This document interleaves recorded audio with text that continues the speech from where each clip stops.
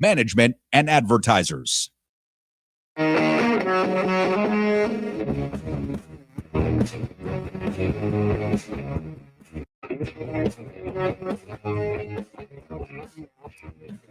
right, what's going on, everybody?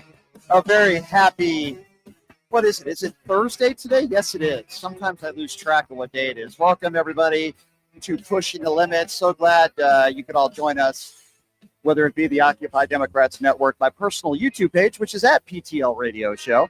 We just passed 100,000 subscribers yesterday. We appreciate your support. We're on the YouTube Super Chat, of course. The YouTube Super Chat, where your questions and comments will be heard. The website, pushingthelimits.live. So there's a lot to talk about today, and there's a lot to get to, including what appears to be another non-productive week of nothing for House Republicans. We will certainly get to that. Marjorie Taylor Greene with the gavel. Yes, that's right, folks. I am not making that up. You had Marjorie Taylor Greene, who was in charge of a congressional hearing. Yeah, it's unbelievable. We have the audio for you, so we're going to be playing that for you. And Donald Trump holding a Q&A earlier today in the Oval Office. We have all the audio to play for you. But you know, I do like to talk to reporters that are on the scene, that are out covering stories that are in the chaos, for lack of a better term. And the guy we have joining us right now, his name is Cam Higbee. He is with Today is America, and he is a field reporter, and he joins us right now on the show. Cam, I do appreciate you being here. How are you? I'm good. I'm actually on campus getting ready for the next protest right now. I might be a little quiet at times because I'm trying to maintain my cover. I'm not trying not to be exposed. Okay, so explain to us what campus you're on and what is the event or protest that you are at. Well, I'm at the University of Washington. A protest starts in about an hour, and it is hosted by Super UW, which is the same suspended University of Washington organization that seized the interdisciplinary engineering building the other day and did over $1 million of damages and started a massive dumpster fire, exploding lithium-ion batteries from electric scooters and bikes. Yeah, obviously, I'm not in favor of any protest that becomes violent or destruction of property, as I'm sure you would agree you're not either. And it doesn't matter whether it's January 6th or whether it's on a college campus where, you know, there's destruction of property. I've seen some of your videos, and I saw a video of yours yesterday where it appeared as though you were being chased by Antifa members. Can you tell us what happened there? Yeah, so as attendees of the Riley Gaines event on University Avenue would leave the event. You know, elderly people leave the events a little early. They want to avoid the crowd and get to their car early and not deal with traffic. So that's what was happening. At the start of the end, a lot of elderly people were making their way out. A lot of them had canes and were kind of hobbling. And members of Antifa would follow them all the way to their car and shout things like, I don't know, what's like, do I have to? Well, we're on the radio, unfortunately. So yeah. Okay. Go ahead. Yeah. I won't say exactly what they said, yeah. But I think just the fact that I can't say what they said really says for itself how bad it is. A lot of veiled death threats and urging them to end their own lives. Yeah. And so the police would follow them most of the time and try to get in between the elderly couples. But there was one guy who left, and he was more of like middle-aged person. They followed him to a restaurant. He went into a restaurant, and the police did not go with them this time. And they were shouting the same stuff. And they get to this restaurant, they burst in, they start screaming, they get kicked out. Mm-hmm. So now, earlier when they had been chasing elderly people, the last one they had chased, I was with Katie Davis Court, and they ended up sprinting at her. They found out, or they had a suspicion that she was an undercover journalist. Mm-hmm. They sprinted at her and chased her, and I hear Cam yelled out, and so then I'm chasing. She eventually made it to the police, and then they stopped. But when we followed this next person, they did it again, and they chased Katie into the street, like right into the middle, into an intersection. And I pulled out pepper spray and I sprayed them, and then they chased me, and then I sprayed them down again, and my GoPro had fallen off my chest while they were chasing me, and they picked it up and ran off with it. Well, I'm sorry you had to go through that, and I don't understand what they're trying to accomplish by doing that. Certainly they're hurting some. Listen, I'm not a Riley Gaines fan for a lot of different reasons, but that doesn't mean I would go to one of her events and harass people that show up at her events. I think that's very stupid. And quite frankly, if you're harassing people and chasing people down, that's also against the law. I'm sure you would agree. Why do you think so many people are angry at Riley Gaines? And why do you think there are so many people that are protesting today? Well, I think that they're unrelated. I think the people that are protesting today are protesting because of Israel. They are the super UW people. I think that probably some of the same people were out at the Riley Gaines thing, but I don't think that they're directly connected, if that makes sense. I don't think that they were necessarily energized. If you look all around the country, there are a lot of anti-Israel protests going on around the country. Even Columbia has restarted. I saw that UCLA restarted again recently, which I did a lot of coverage of last year. And I think it's part of that wave, and it just so happened to have lined up with the Riley Gaines thing. But we did see people in Cafias trying to get into the building when she was in Portland too. It seems more of an opportunistic thing, in my opinion. Would you agree with me, though, in this country, you have the right to peacefully protest, even if you're, anti-Palestine or pro-Palestine, whatever your position is, right? You're allowed to peacefully protest. I do not condone any of the behavior of people chasing you down. I think it's despicable and stupid. But you would agree with me that, in this country, we have the right to peacefully protest, whether we agree or not, right? Yeah, absolutely. But I think in a lot of more blue cities, unfortunately, the police, I don't even necessarily think it's the police's fault. I think it's the prosecutors and politicians in these cities' faults that they don't prosecute people when they commit crimes. And you can rob somebody in broad daylight or harass elderly people, which is also against the law. You can follow them. You can do effectively whatever you want, assault people, and nobody's held accountable. Like, I think there was one person arrested on the street the other night at the IEB, and those were the people who lit the fires, and those were the people who were tearing statues down and putting them in the street to block the fire department and EMS and buses and stuff like that. And only one of them got arrested. And it's like, why are we not enforcing laws? I got bear sprayed in broad daylight in the Pico Robertson neighborhood of Los Angeles last year, and the police didn't do anything. That's horrible. And they were there. Those people should be arrested. But I'm going to ask you a question that might be a tough one, because this is my issue with this. And by the way, I'm with you all the way. Anybody that's assaulting you or chasing you, I want all those people to be arrested. But when you have the president of the United States who's calling people patriots and hostages who beat police officers on January 6th, don't you think that sends the wrong message? I'm with you 100%. I don't want any of these people assaulting you or attacking you or following you. It's horrible. It's terrible. And I'm with you. They should be arrested. But I have a problem with Donald Trump calling the people on January 6th, including those who beat cops, hostages and patriots. Don't you think that kind of sends the wrong message? Yeah, if Trump called people who beat cops hostage, I think they are hostages, but if he called them patriots, then I would just disagree with that. I condemn any violence that happened on January 6th, et cetera, et cetera. However, what I would say about the pardons on January 6th is these people were held without due process and without a conviction in prison for 23 hours a day in solitary confinement with no conviction, which is cruel and unusual punishment. And even Elizabeth Warren sounded the alarm on that one, which tells you something. How about the people that pled guilty in a court of law and had the right to defend themselves? How about the people where were videos of people beating police officers? Like, if somebody beat you, I would have your back 100%, and I would want those people held to the highest extent of the law. I wouldn't call those people hostages, for example, and I'm glad this didn't happen to you. I don't want it to happen to you. But if somebody yesterday, hypothetically speaking, beat the crap out of you, right, and you're in the hospital, and then, the guy gets sentenced to 7 or 8 years for assault, and then the president calls them a hostage, I wouldn't call them a hostage. I would want them to serve their full term, right? I would have your back. So why not have their back? Yeah, well, I do have their back. If they pled guilty in a court of law to assaulting a police officer, then I think they should be in prison. I think that they should serve their term. However, if they're held without conviction on a charge that might land them 2 years in prison, and they're in prison for 2 years under solitary confinement for 23 hours a day without a conviction, then I view that as that's definitely a political prisoner, and that person should definitely be pardoned because they've served their sentence. Right. No, I'm with you. I'm with you on that. Yeah. If they're guilty and they've been convicted, then I fully condemn any assaults on police officers. Sure. But I do think that the left has kind of warped what happened on January 6th a little bit with, like, Brian Sicknick. Brian Sicknick died as a result of natural causes. He wasn't murdered by January 6ers or anything like that.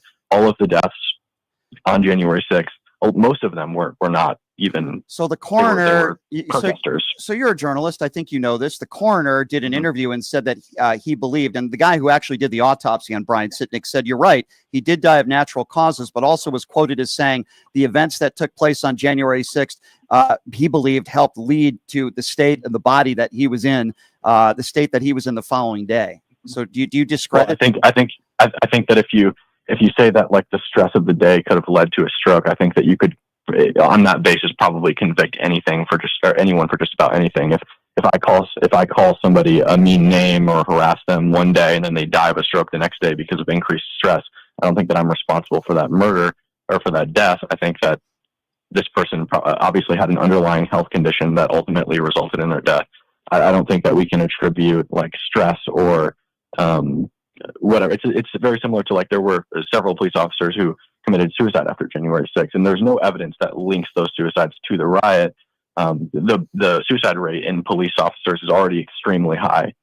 So would you discredit those family members that have said that those police officers, those who sadly took their own lives, were never the same since that day on January 6th? I mean, I'm not going to do that. You know, I'm not about to do that.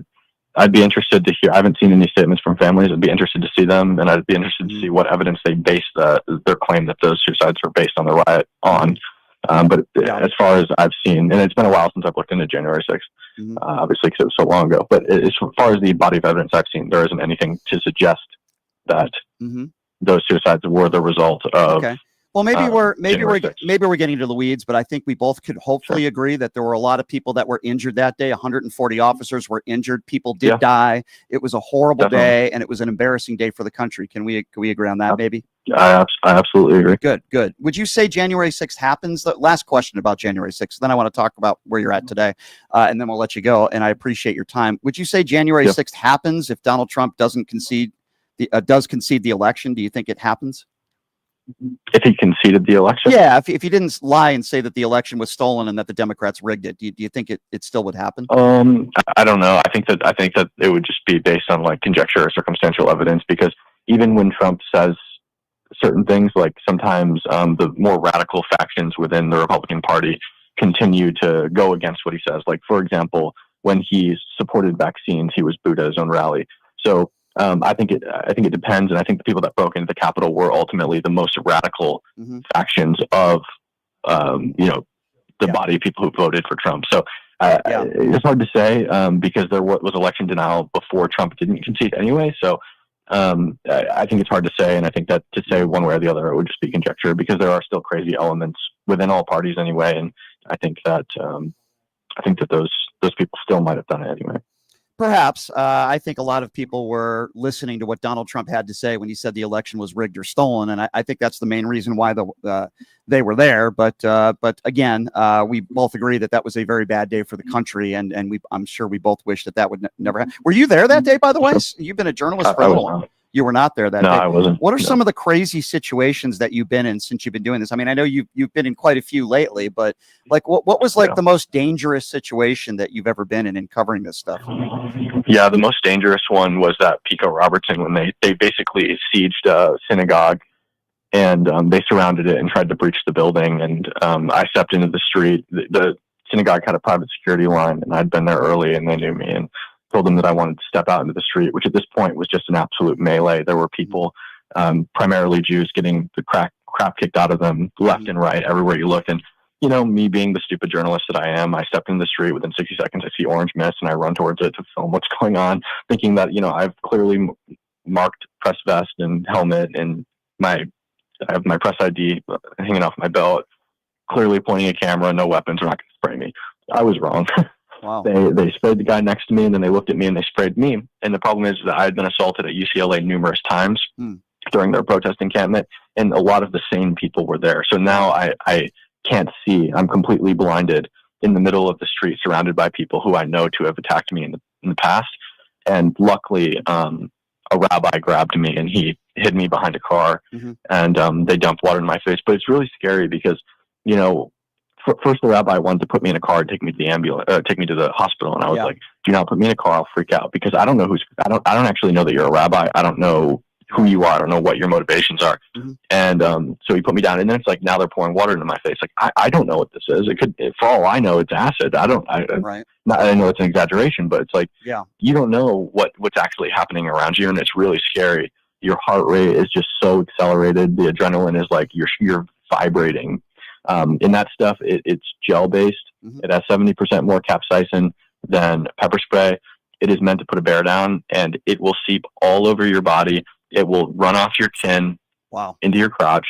As soon as you step into the daylight, your entire body will burn for days following. Wow. So it was pretty horrifying. That does not sound fun. That sounds horrible. I'm sorry. It was. Yeah, I'm sorry you had to go through that. Yeah. That really is terrible. Talk to me a little bit about today. So you're on campus here, UW, right? Is that what you said? Yep. In Seattle. I actually used to work in Seattle. I wasn't too far from the UW campus. And these are a bunch of protesters that are protesting, and they're claiming genocide, Israel and Benjamin Netanyahu. Is that correct? Do I have that right? Yes. Yeah. It's a little deeper than that. It's So Boeing is big in Seattle. Yes. So the idea is, at least the idea the other night with the interdisciplinary engineering building when they took it over and did $1 million damage. The idea is Boeing helped fund that building, that engineering building, and Boeing is tied to Israel. Therefore, Boeing bad, destroy the building, kill the campus, who's boss.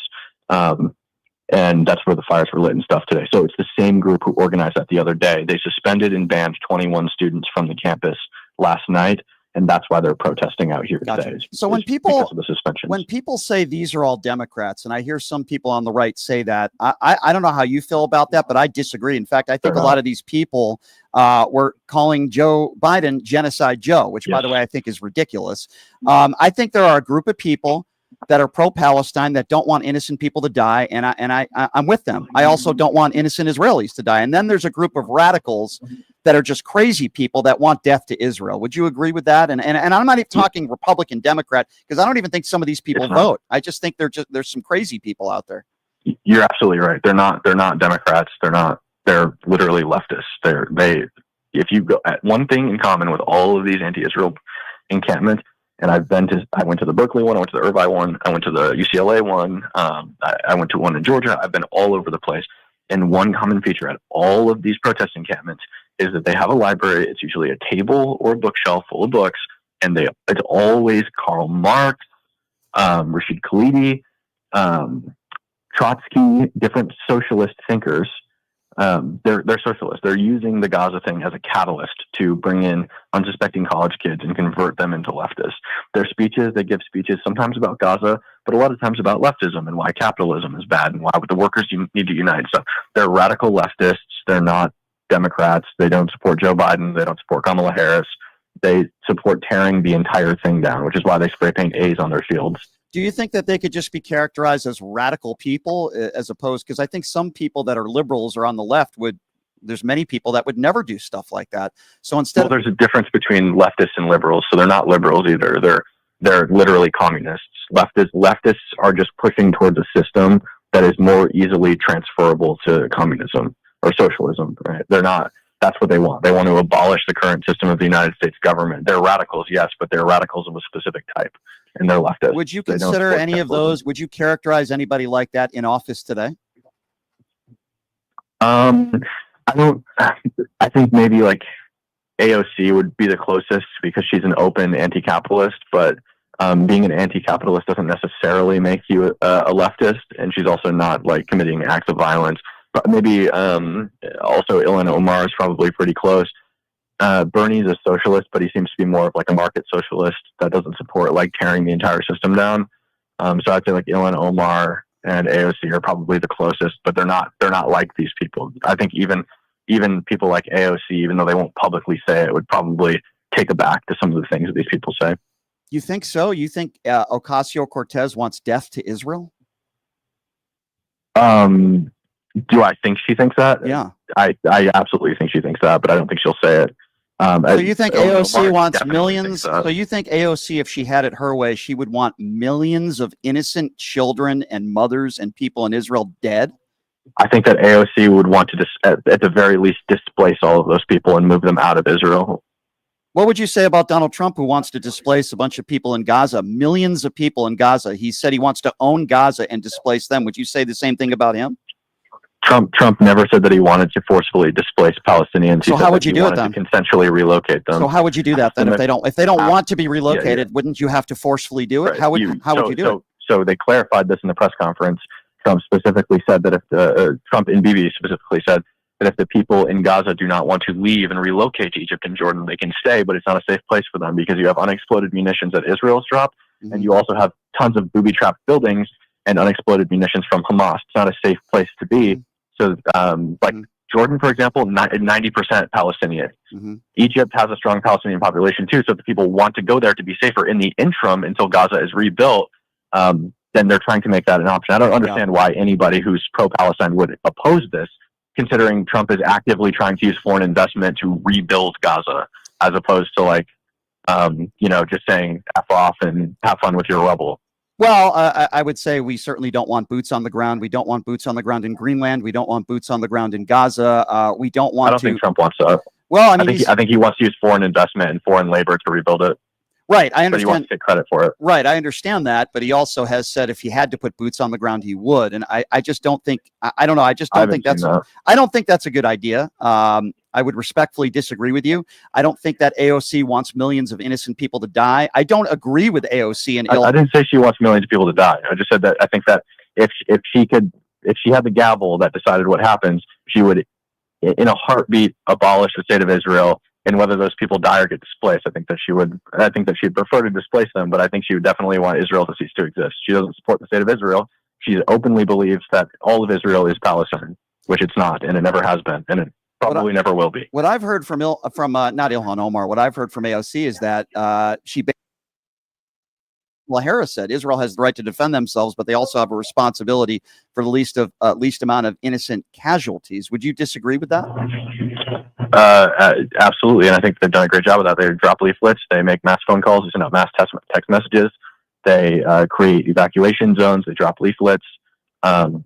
So I think they've done a great job. Like, look at Russia and Ukraine, for example. When Russia invaded Mariupol, they killed 30,000 people in the first 25 days. Mm-hmm. So, like, compare that to this conflict, and the rate of casualties is far, far less. It's actually far, far less than pretty much any modern armed conflict in the history of the world. We wouldn't say that World War II is not justified because we killed 400,000 Germans in Berlin, right? The goal of World War II is undoubtedly justified, but Israel's doing a great job of minimizing casualties. I would hope they are. They're certainly not perfect, and I don't always back Benjamin Netanyahu. I'm also Jewish, and of course I support the state of Israel. But with that being said, you had mentioned Vladimir Putin, which I agree with you with.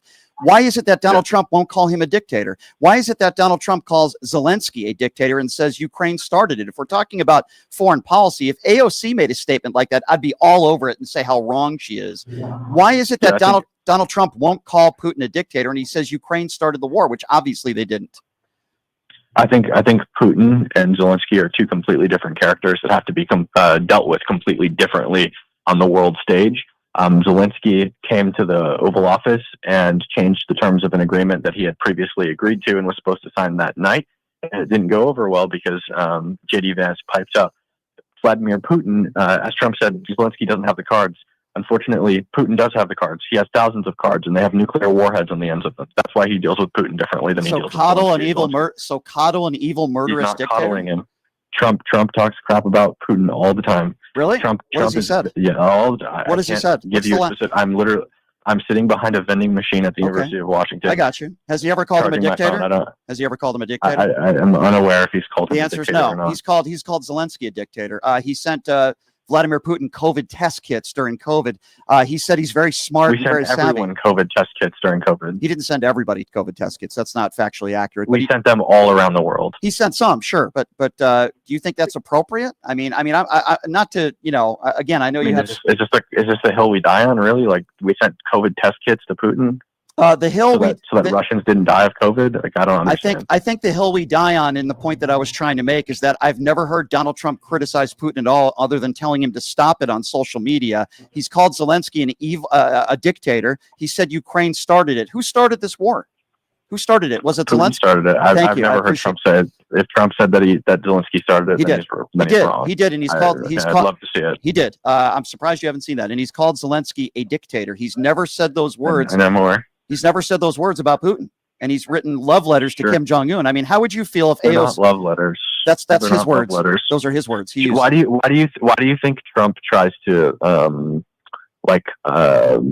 warm up or make good with? Because I think he's a wannabe dictator. That's why. And no. I think it's because Kim Jong-un is an erratic dictator with nuclear weapons, and the best thing you can do to de-escalate their nuclear power is warm up to them and not say, like, this is a terrible person, right? He called him Rocket Man. Sitting here.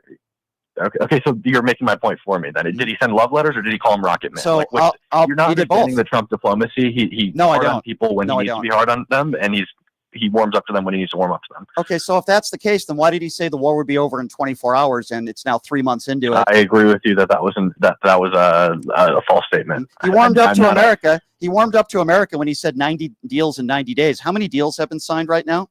Yeah, I don't really care. Like, I'm not going to tell you that I agree with everything Trump has said, or I didn't say you would. I'm just bringing up some things. You said he warms up to certain people, but does that mean you should be allowed to lie to people? No. Wait. What I said is that he gives the facade that he is warming up to people when he needs something from them, i.e., Putin or Kim Jong-un. What are Russians' concessions? What are we getting from Russia? Is that warming up working? We don't have the deal yet. Well, why did he say it was going to end in 24 hours then? Is he a liar? He said an inaccurate thing. I'm sure you said inaccurate things, and I've definitely said inaccurate I've things. never said the election was stolen. I mean, who won the 2020 election? I don't care. But to say that you've never said an inaccurate thing is here's the difference, though. When I say something inaccurate, I correct myself. Does Donald Trump ever do that? That's fine. I'm sure he has before. Name me one time he's ever. Donald Trump is not perfect. You're not going to find. You're barking up the wrong tree. You're not going to find me saying that Donald Trump is perfect. I never wanted you to. Of course, nobody's perfect. I'm not perfect. You're not perfect. I think it seems like you want me to say that Trump is perfect. It just you're attacking the left, and I'm asking you if you're capable of criticizing. I'm Donald attacking Trump. the far left. Yes, I think that Trump should never have said that flag burning should be illegal. I don't think he should have banned bump stocks.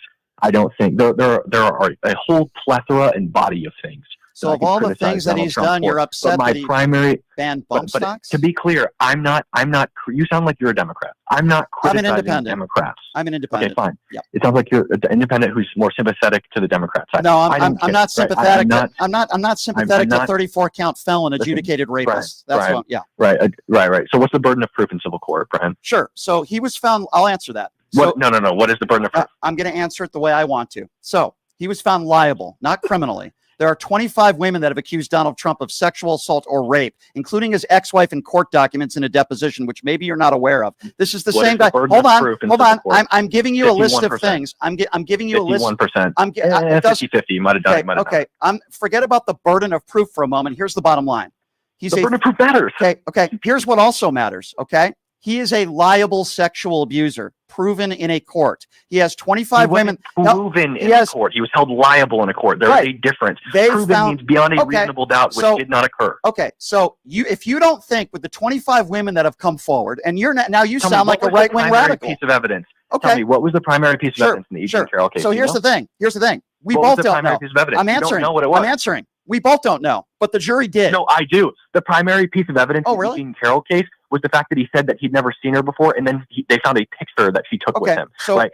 I get people come up to me all the time who want to take pictures with me, right? Now imagine you're one of the most famous billionaires on the planet. Now imagine how many people take pictures with you and you forget that they ever existed, right? That was the primary piece of evidence in the E.J. Carroll case. So you didn't see all the evidence. The jury did. Civilly liable. You didn't see all the evidence. I read the court case. Okay. You haven't. You didn't. Actually, I did, and you haven't seen all the evidence. But here's the point. You clearly haven't, because you couldn't name the primary piece of evidence in the case. I couldn't name the primary piece of evidence, so that means that the jury got it wrong, and he never met E.J. Carroll and never abused her. Okay, what about all the other 25 women that have come forward, including his ex-wife? He's never. Has he been convicted for any of those? Didn't ask you that. I asked you, what about the 25 women? Are they lying? Have come forward and dropped their accusations. Okay, didn't ask you that. Yes. Didn't ask you that. His ex-wife, who has since passed away, was under oath in a deposition and said that Donald Trump raped her. She is deceased now. Donald Trump is the guy who bragged about sexual assault. Donald Trump is the guy who had sex with a porn star. He had sex with a. This is the guy. So what? Okay, well. See, it's called, to me, I want somebody with a moral compass running the country. Clearly, you don't care. You think like do you think porn is bad? Are you willing to condemn porn on your radio show right now and say that you're comparing porn stars aren't deserving of sex? Okay, so first of all, that is a ridiculous thing that you just said.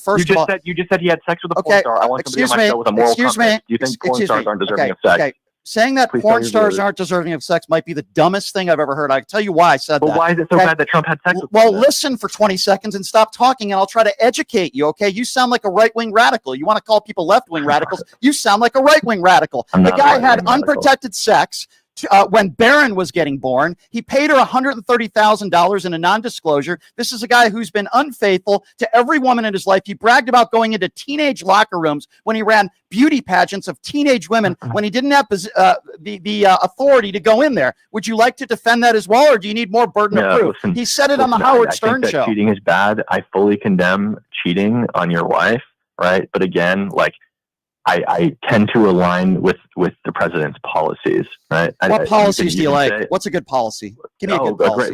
The Tax Cuts and Jobs Act of 2018, which resulted in a 16 to 26% tax cut for anyone making $15,000 to $50,000 a year. Gotcha. Yeah, the tax Let's talk about that. Still in place. Let's talk about that. Donald Trump had the highest tax breaks for the top 1% in American history. Wrong. People making over $1 million only received a 4% tax break. If you look at it by volume, of course they had a bigger tax break because they have more money. So you mean to tell me $15,000 to $50,000 a year? So the guy who got us tax break. The guy who got us $8.2 trillion in debt, by the way, that's your guy, Donald Trump. And you're telling me that he gave the biggest tax breaks to the middle class and those that are struggling, and it wasn't in the top 1%?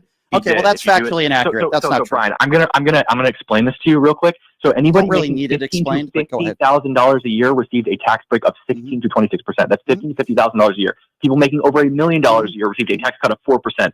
Of course, by volume, 4% of the tax burden of $1 million is going to be more dollars by volume because those people make more money. But as a proportion, it is less than was given, substantially less than was given. So you're saying that Donald Trump didn't have the biggest tax breaks for the top 1% when he was president, and you're saying Joe Biden was worse when it came to the middle class? No, I did not say that. What I said, so you have to balance keeping everyone happy, but he gave a larger tax break to the middle class than he gave to the top 1%. The top 1%'s tax break was nominal compared to the almost quarter of their entire tax burden that was broken from the middle class. You don't know these things, Brian. Which is insane. I do. You're trying to bring them up to me. I do actually, and you're making it like you know everything, and you totally separated the question that I asked you, and you went to tax cuts. I find that interesting because I talked about how he bragged. One thing he's done for the middle class. You talked about a policy. And I'm telling you that under Joe Biden and Barack Obama, they paid lower amounts of taxes percentage-wise for families that were making under $400,000 a year than under Donald Trump's policy. So you could, you can say it's not true, and you could also say that January 6th would have happened even if Donald Trump conceded the election. Which do you have a source for that? Asinine. That's asinine. That's asinine. Who won the 2020 election, free and fair? Joe Biden did. Did he win a free and fair election? Did he win a free and fair election? Yeah, yes, he did. So why is it that the guy that you support is the only president in American history that is yet to concede an election? Do you have a problem with that, or is that okay with you as well? Well, he just said in an interview that he lost the 2020 election recently. The guy just said all week and for years that the election was rigged and it was stolen. What are you talking about? Fine. I don't care. It's fine. You're not going to catch me on this. I don't care. The election was free and fair. So let me get this straight. You're barking up the wrong tree, Brian. I don't know what tree I'm barking up, but I think I'm barking up a right-wing radical tree. What do you mean the wrong one? What are you talking about? Radical. You have that Tucker Carlson laugh about you. I'm a right-wing radical. You just said you disagree with people you called AOC. The things you said about AOC in this interview. Anti-capitalist. That is radical. You said she doesn't think Israel should exist. She's never made a statement like that. And she's never said that before. What are you talking about? She thinks it's an illegitimate state. What are you talking about? She absolutely has said that. She has never said that Israel should not exist. She has never said that as a congresswoman. State. What is the logical conclusion of because an illegitimate Hillary Clinton said Donald Trump is an illegitimate president. So do you have a problem with that as well? Yeah, that means she thinks that he should be removed. Right? Yeah, I feel that way. Israel's an illegitimate state. What does that mean? I feel that way. Should be removed. No, we're talking. Okay, that is dodging so hard. Absolutely, I'm not dodging anything. You tried to corner me, and you got cooked on your. I'm not. I got cooked. Are you delusional? You go to these on your own show. You go on my.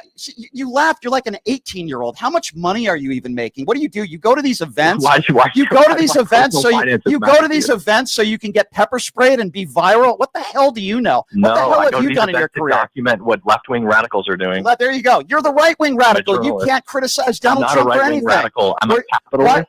You're a capitalist, and I agree with right. You're a capitalist. Right, which is the status quo, which by definition makes me not a radical. You're a capitalist, right? You support an orange orangutan adjudicated rapist, and you defend his behavior. Why are you calling him a monkey? What the fuck?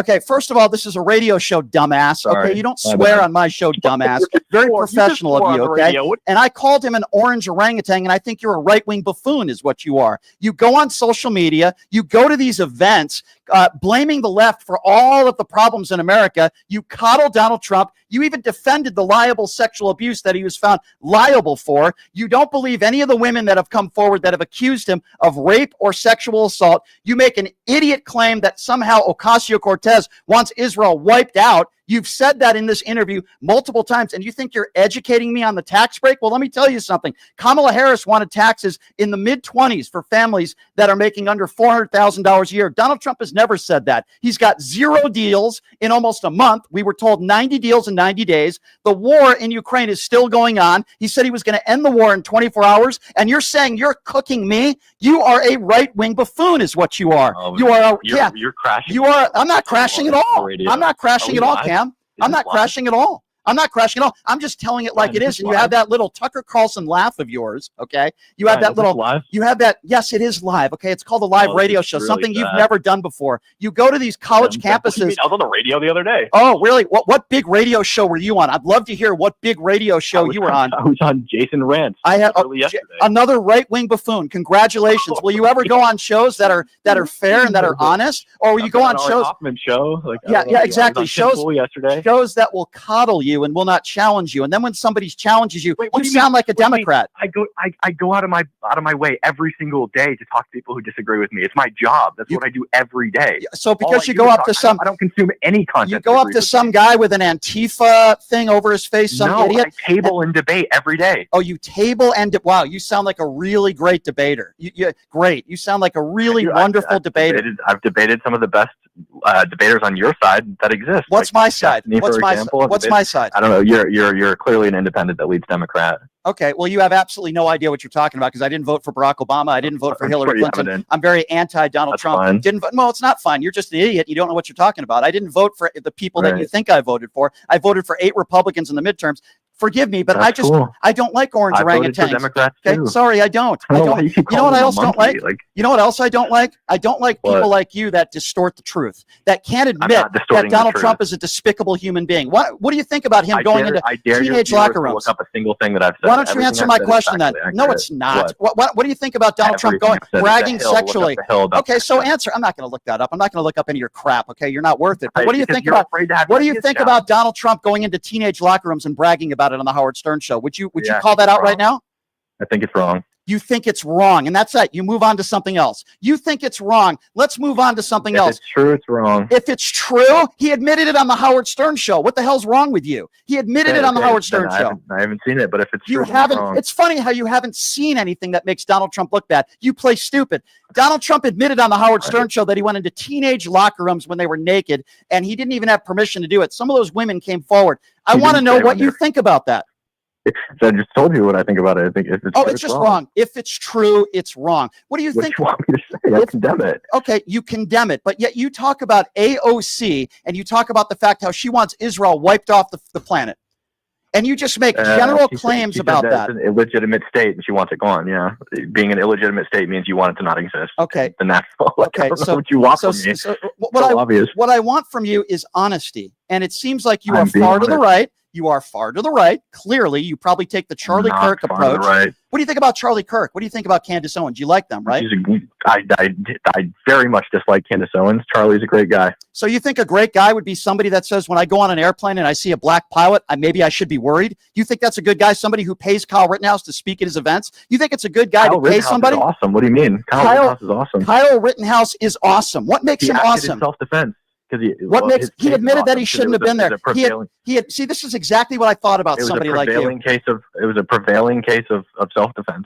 It was a prevailing. Okay, do you think he should have been there with a gun? Do you think his behavior, he should have been there? Does he have a right to move about as he feels? Didn't ask you. The question wasn't legally if he had a right. I'm asking you about his behavior. You have a right to go on a public sidewalk and say, "I hate." Who cares? Who cares if you arbitrarily think he should have been there or not? So you think at the end of the day he had a right? So you think Kyle Rittenhouse should be rewarded? You think he should be rewarded as a 17-year-old with an AR-15? Well, guess what? Guess who rewarded him? The guy who you think is a great guy. Okay, the guy who you just said is a great guy has paid Kyle Rittenhouse to speak at college universities. That's the guy. Dragged through hell. Yeah, he was dragged through hell. What would you say about the Yeah. people who died that day? Did you say I their think they should have been families? attacking a 17-year-old in the middle of the street. Would you say their families were dragged through hell? I think that the people shouldn't have been attacking a 17-year-old. Would you say their families knowing the 17-year-old was a gun? Would you say their families were dragged through hell? It depends on who you're talking about. If you're talking about Joseph Rosenbaum, I don't care. He was a child predator who wasn't supposed to be within a certain radius of children. And Okay, so what would you say about Kyle Rittenhouse? Kyle Rittenhouse, a week before on video, saying that he was thinking and dreaming about shooting people that were shoplifting. I'm telling you, I followed this case. With it, let me guess, you didn't hear that. Live when it was let me guess, you didn't hear that. Nope, did not. What a shocker! Well, let me educate you, and since I'm cooking you, since I'm cooking you, let me educate you. Okay, well, I don't care what you think. Kyle Rittenhouse, a week before on video, and it's so amazing that somehow you never saw this before, just like you never heard of Donald Trump going into teenage locker rooms, just like you never heard of Donald Trump praising Vladimir Putin. Everything you say is a lie, and then you play stupid. Well, let me educate you. I don't even know how old you are. What are you, 15 years old? I don't even know how old you are. You clearly have no credentials. It doesn't matter if he said that. He was still acting in self-defense. It doesn't matter whether he said that. You see, no, spoken like a true idiot. It doesn't matter. It goes to show you his frame of mind. For example, dummy, and that's what I'm going to call you now, dummy, right-wing buffoon dummy, okay?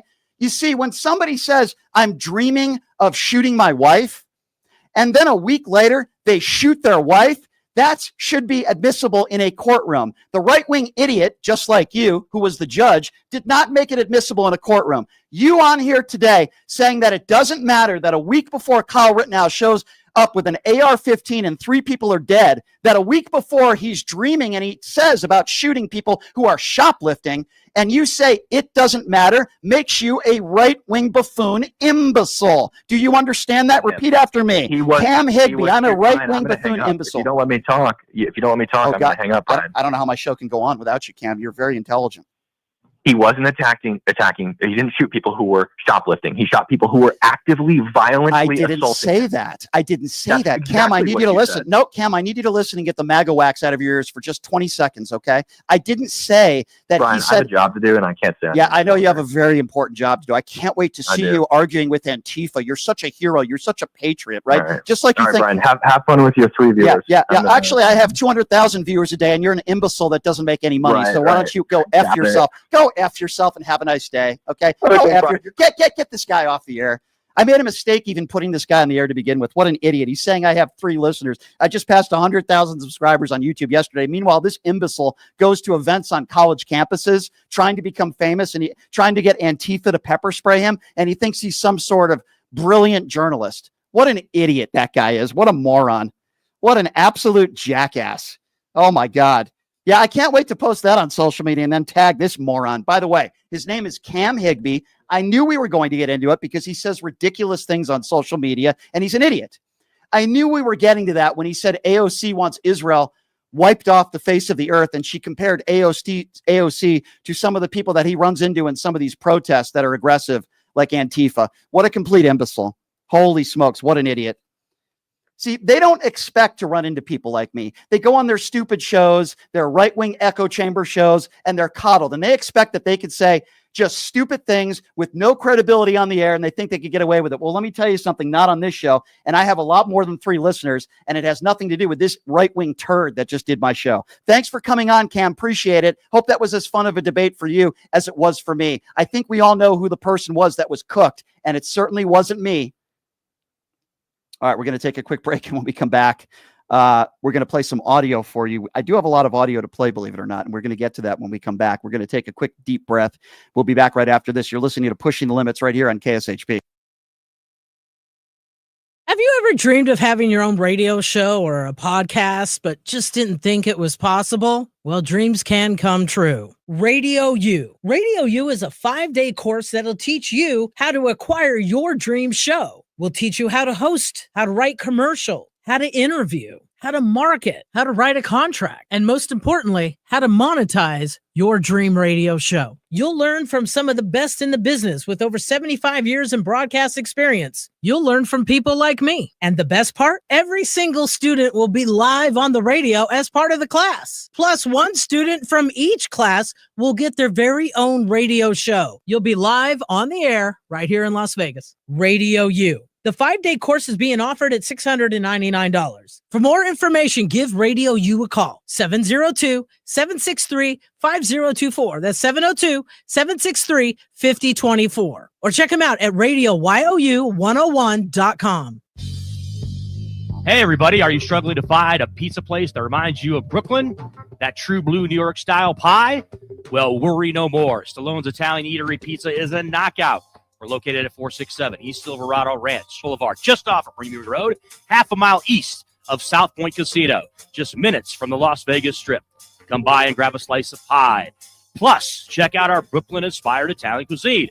Our sandwiches are super. Hero, that is. Because why be a sub when you can be a hero? Stallone's Italian Eatery is here to serve you phenomenal food, Vegas. Forget about it.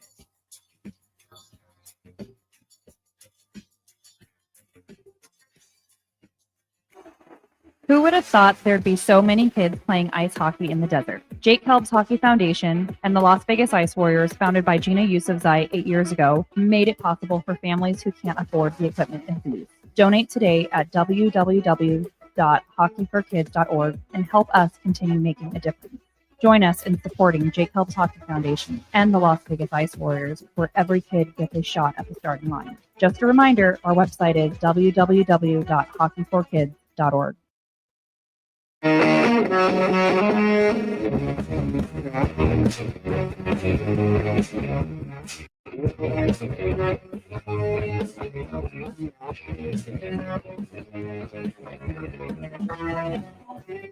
right, welcome back. It is Pushing the Limits on a Thursday. Thank you so much for joining us. I just texted Cam and I told him, thanks so much for cooking me. I really appreciate it. Anyway, welcome back to the show, everybody. We will get to some phone calls here in just a little bit, but I do want to play some audio for you because I do think it's important to show you guys what Republicans have been able to accomplish here in just the last 24 hours, or actually lack thereof. But Donald Trump had the opportunity this morning to speak in the Oval Office, and he had the opportunity to talk to a reporter. A reporter asked him about the ports in the U.S., that traffic has really slowed down, which obviously means that a lot of drivers are going to be losing their jobs. Listen to Donald Trump's response to this, and it goes to show you why he's such a bad businessman. Have a listen to this. Because business has slowed down, as you mentioned, we're seeing as a result, the ports here in the U.S., the traffic has really slowed, and now thousands of dock workers and truck drivers are worried about their jobs. Yeah, that means we lose less money. You know, when I see that, that means we lose less money. Look, China. What? That means we lose less money? No wonder why his casinos have filed for bankruptcy. This is the guy who's running the country, who's the great businessman, at least according to people like Pam Higbee or Cam Higbee. I'll call him Pam Higbee. All due respect to people out there with the name of Pam.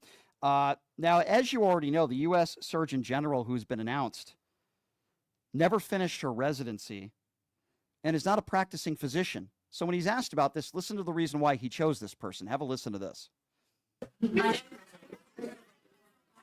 Just announced a new nominee for the U.S. Surgeon General who never finished her residency and is not a practicing physician. So can you explain why you picked her to be America's top doctor? Because Bobby thought she was fantastic. She's she's a brilliant woman who went through Stanford. And as I understand it, she basically wanted to be an academic as opposed to a surgeon. I think she graduated first in her class at Stanford. And Bobby really thought she was great. I don't know her. I listened to the recommendation of Bobby. I met her yesterday and once before. She's a very outstanding person, a great academic, actually. So I think she'll be great. A great academic that never finished her residency and has never been a practicing physician. But, let's listen to what Robert F. Kennedy Brainworm has to say. That makes sense to me. As you know, Ford and Mattel are saying that they'll raise prices. And they've been threatening to do so because of these tariffs. Listen to Donald Trump's response to this question. Ford and Mattel, with companies like Ford and Mattel recently saying they're going to raise prices on certain products, how long do you think the American public is going to be patient and wait for you? Well, I think they're saying that just to try and negotiate deals with me. They're not. Yeah, that's very funny. Who's the person that was laughing there, by the way? How many deals has he made, by the way? I'm just curious. How many deals has he made? I thought we heard 90 deals in 90 days. I'm just asking the question there. That's all. So this was probably the most insulting part of this press conference earlier today. When anytime Pete Buttigieg is mentioned, it seems like the radical right, to use a term of Cam Higbee, the radical right seems to go homophobic and make homophobic jokes and make condescending jokes about Pete Buttigieg. They can't talk about his lack of intelligence or his education because he's a brilliant guy and he's very well educated. So Donald Trump today mocking Pete Buttigieg because of his sexuality. Have a listen to this. And when they took over, Buttigieg, who has no clue, you know, he drives to work on his bicycle with his, in all fairness, with his husband on the back, which is a nice, loving relationship. But he didn't have a clue. This guy didn't have a clue. And he's actually a contender for president. Between him and Crockett, you can have that party. But listen to the idiot laughing, too, in the background, one of his cronies, making a joke about Pete Buttigieg and making a joke. Yeah, yeah. Who's that idiot laughing in the background? Can somebody help me out? That party. Sounds like the reporter or lack thereof journalist that I just had on. Good to see that Donald Trump is doing such a wonderful job, ladies and gentlemen. We can see why he's such a failure in life and a failure as a president of the United States. So what else is going on in the world of politics, and what have Republicans accomplished here in the last 24 hours? Well, I'll tell you one thing. Marjorie Taylor Greene is very proud of the fact that we're renaming the Gulf of Mexico to the Gulf of America. Yeah, it's very, very important. By the way, one thing to Marjorie Taylor Greene, three-toe, we don't own the Gulf of Mexico. Have a listen to this. Honored to be here today in front of the American people as we debate the merits of the Gulf of America Act. This would rename the body of water formerly known as the Gulf of Mexico to the Gulf of America. This is such an important thing to do for the American people. The American people deserve pride in their country, and they deserve pride in the waters that we own, that we protect with our military and our Coast Guard, and all of the businesses that prosper along these waters. But Democrats today are outraged. They're outraged because they love the cartels more than any other people in the world, more than the American people. Another ridiculous claim, and you get these people on the far right that make these idiotic statements like Marjorie Taylor Greene. A lot of people in this country that aren't right-wing idiots think it's very stupid, and it makes us look like morons to the world. Again, when we talk about the Gulf of Mexico being the Gulf of America, but I'm sure that's on everybody's minds right now, right? It's not inflation. It's not the price of gasoline. It's not putting food on the table or losing your job. It's the Gulf of America. I mean, give me a freaking break. And then Huffman, who I think is a pretty well-known Democrat, talking about Donald Trump and renaming things and how stupid these Republicans are. Have a listen to this. Solve problems, defend democracy. And yes, this bill has been called a joke more than once in committee. I even offered an amendment to rename the entire planet Trump just to underscore the absurdity of their sycophantic bootlicking. But now, after seeing this bill advance not only through committee, but all the way through to the House floor for a final vote, it's getting a little bit harder to laugh. I agree. It is very hard to laugh, if not cry. It's pathetic, but these are the kinds of things that the Republicans are focused on. Talk about Kash Patel for a moment. Kash Patel showed up before Congress yesterday, and Kash Patel was supposed to put forth a budget so that Republicans and Democrats could take a look at it. It's called checks and balances. Kash Patel was supposed to present it last week. He still is unable to do so. I want you to listen to this exchange because it sounds like a third grader that didn't do his homework trying to come up with a lame excuse. Have a listen to this. I have a timeline on that. It was due last week by law. I understand. And your answer is you just understand. You're not going to follow the law? My answer is that I am following the law, and I'm working with my interagency partners to do this and get you the budget that you are required to have. And you have no timeline? No. Well, we also need a full budget request, not a single paragraph full of wild talking points that we saw with the skinny budget proposal. We're now having a budget hearing without a budget request. So, Director Patel, where is the FY 2026 budget request for the FBI?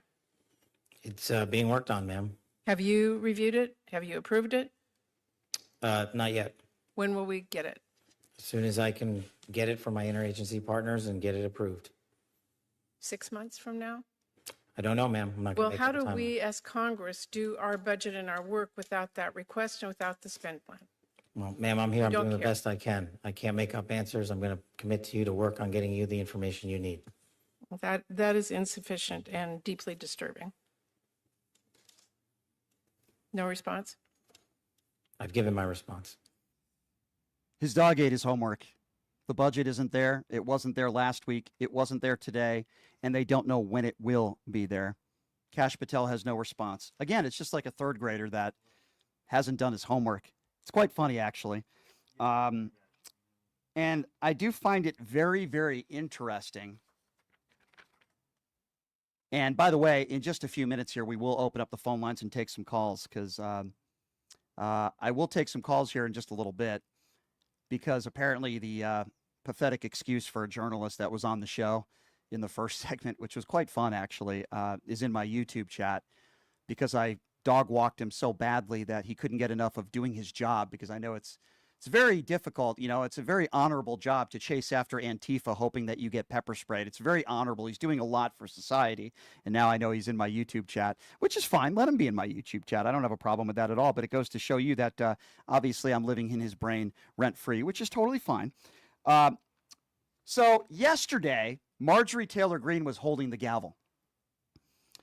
And there was supposed to be a DOJ subcommittee to talk about waste, fraud, and abuse. But you see, it turned into a conversation about transgenders in fencing competitions, because I know that's number one on everybody's list, right? It's not putting food on the table or ending the war in Ukraine or the Israel-Palestinian conflict, gas prices, inflation. No, it's fencing contests. I'm not making this up, ladies and gentlemen. And again, Marjorie Taylor Greene Three-Toe was the one with the gavel. So Representative Fallon, who is just despicable, had the USA fencing chair in there as a witness yesterday.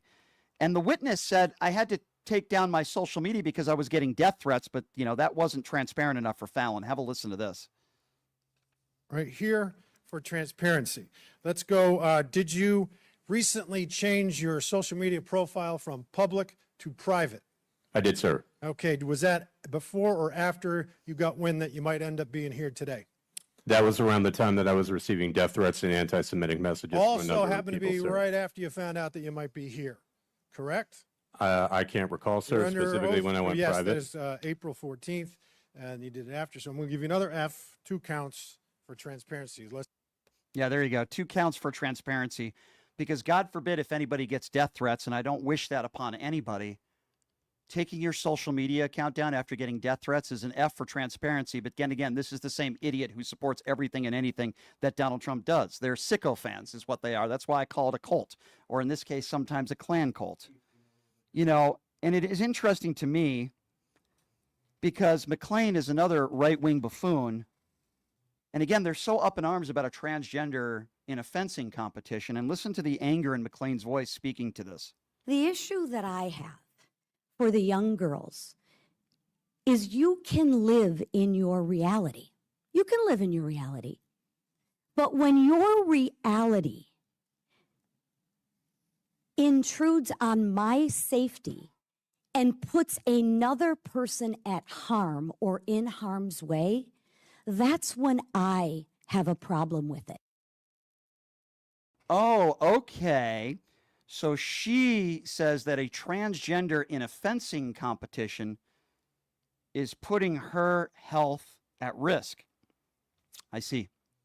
Meanwhile, this is the same person who most likely voted for Robert F. Kennedy Jr. to be the head of Health and Human Services.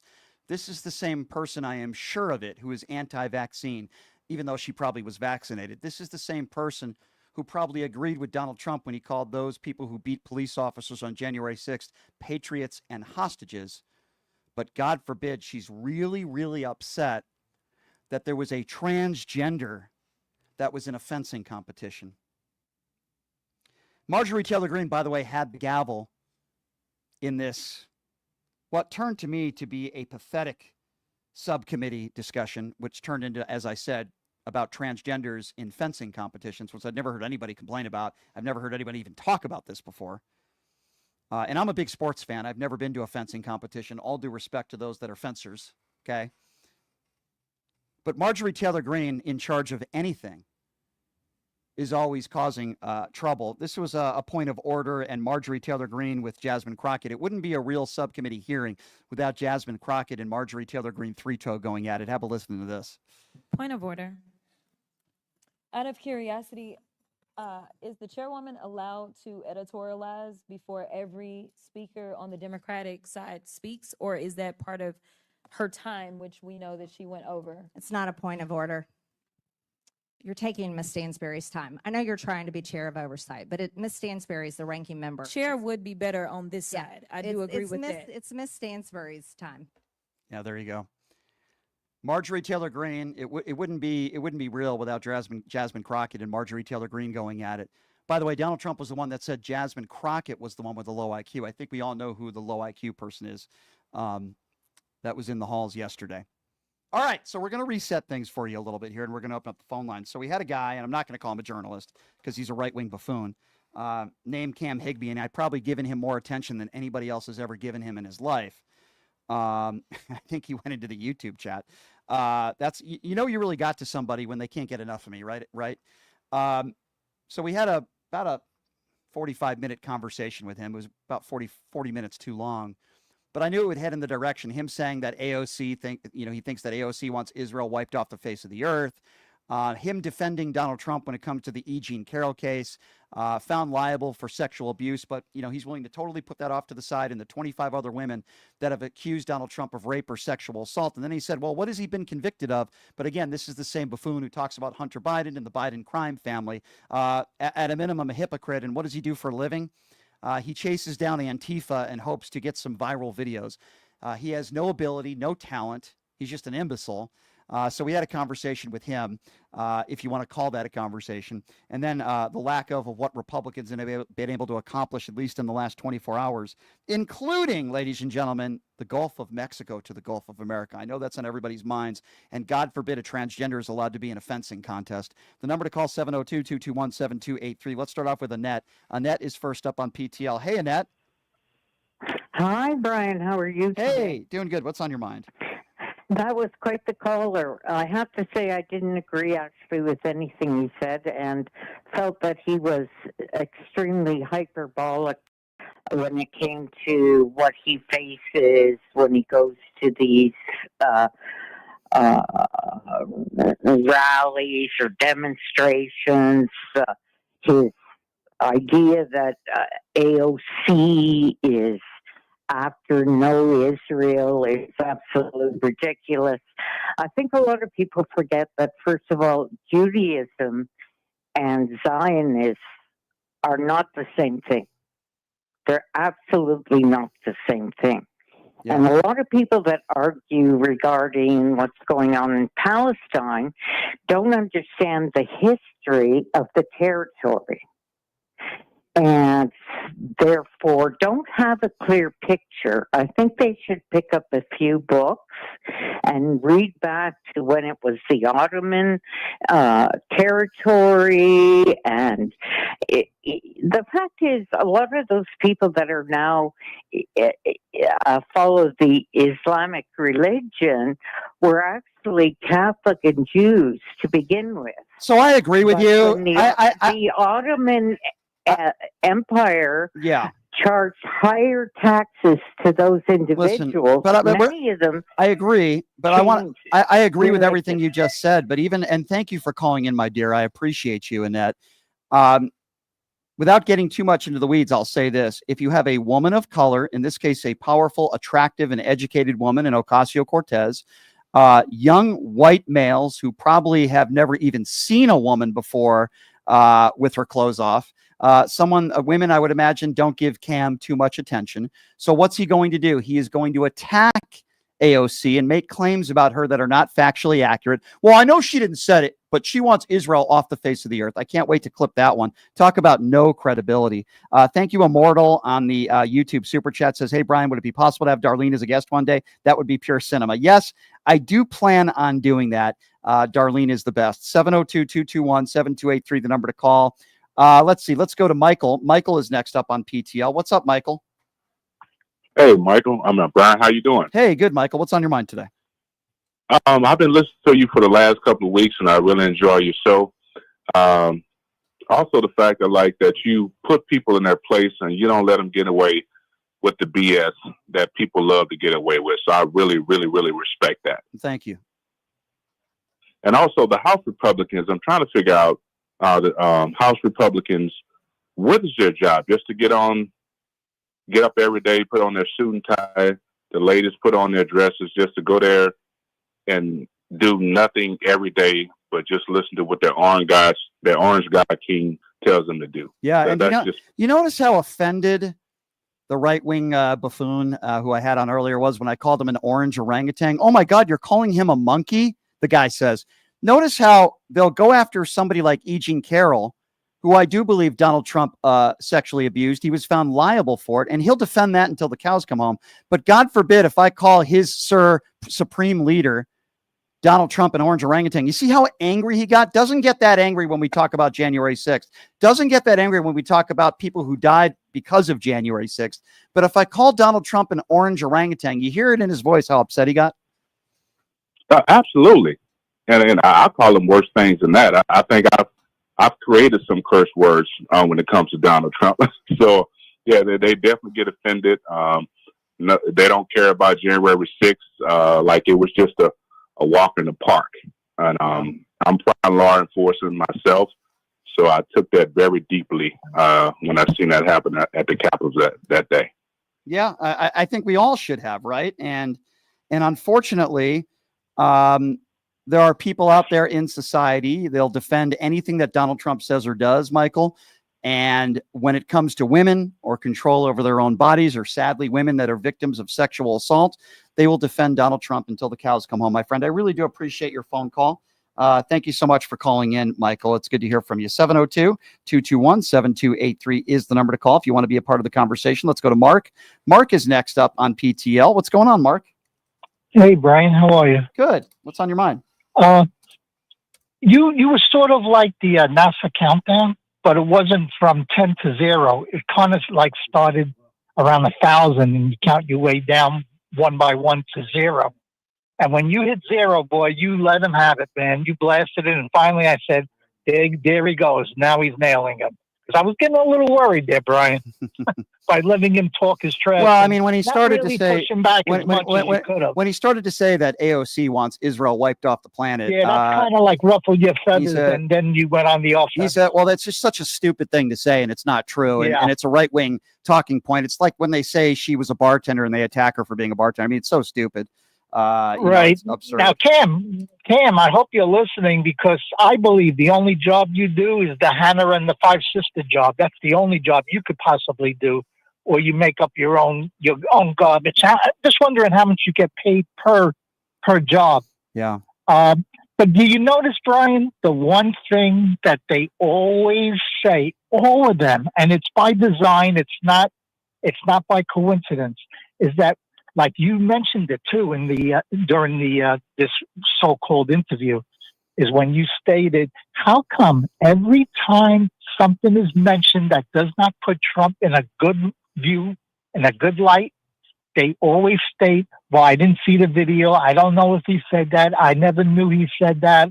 They always say that, but they bring up the littlest thing about Biden that no one really knows about, and they'll bring that up and say, oh, I saw that, or I heard that. It's always the same with every single one of them. I agree. And going back to his thoughts on the 2018 Trump tax cuts, completely ridiculous. Yeah, what he said is wrong. And I knew I was right about this. The major elements of the changes included reducing tax rates for corporations and individuals and individuals that were making over $400,000 a year. He had some of the biggest tax breaks for the top 1% in the history of this country. They gave the breadcrumbs to the average working class. Right. And this guy is delusional, and he's a liar, and he calls himself a journalist. Let me tell you something. Anybody that wakes up in the morning that says, I'm just going to get in front of Antifa and maybe I'll get pepper sprayed and somebody will hit me and my video will go viral. That's not called journalism. It's called you being a moron and not doing anything to benefit society. And that's how this guy makes his living. He's an instigator. That's What all he a is. what a joke. Thank you for the call, Mark. I appreciate you. All right. Thank you. 702-221-7283. Let's go to Gordy. Gordy is next up on PTL. Hi, Gordy. Brian, how are you doing, my man? Hey, doing okay, Gordy. What's on your mind today?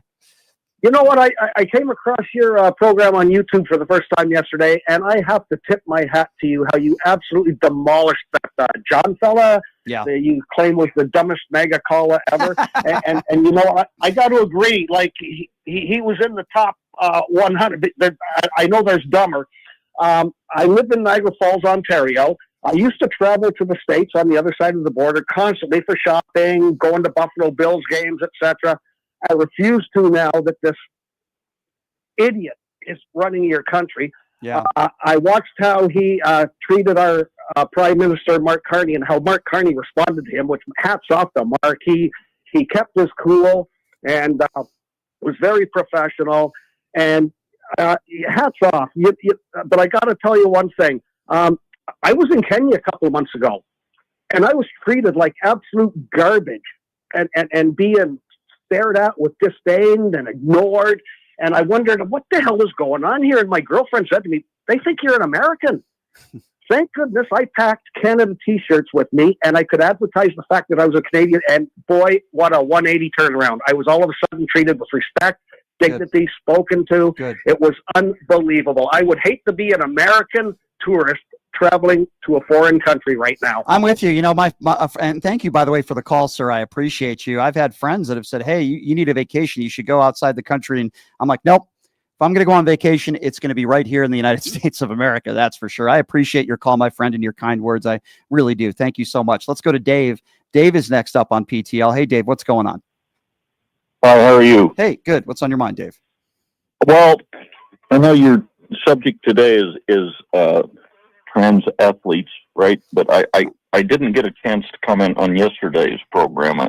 If I could segue to making a comment about your program on racism yesterday. Okay, hang on. So just to be clear, the topic of discussion today wasn't really transgenders. The only reason why I brought that up is because in the House chambers yesterday, and I have some information on this, they were supposed to be in a DOJ subcommittee to talk about waste, fraud, and abuse.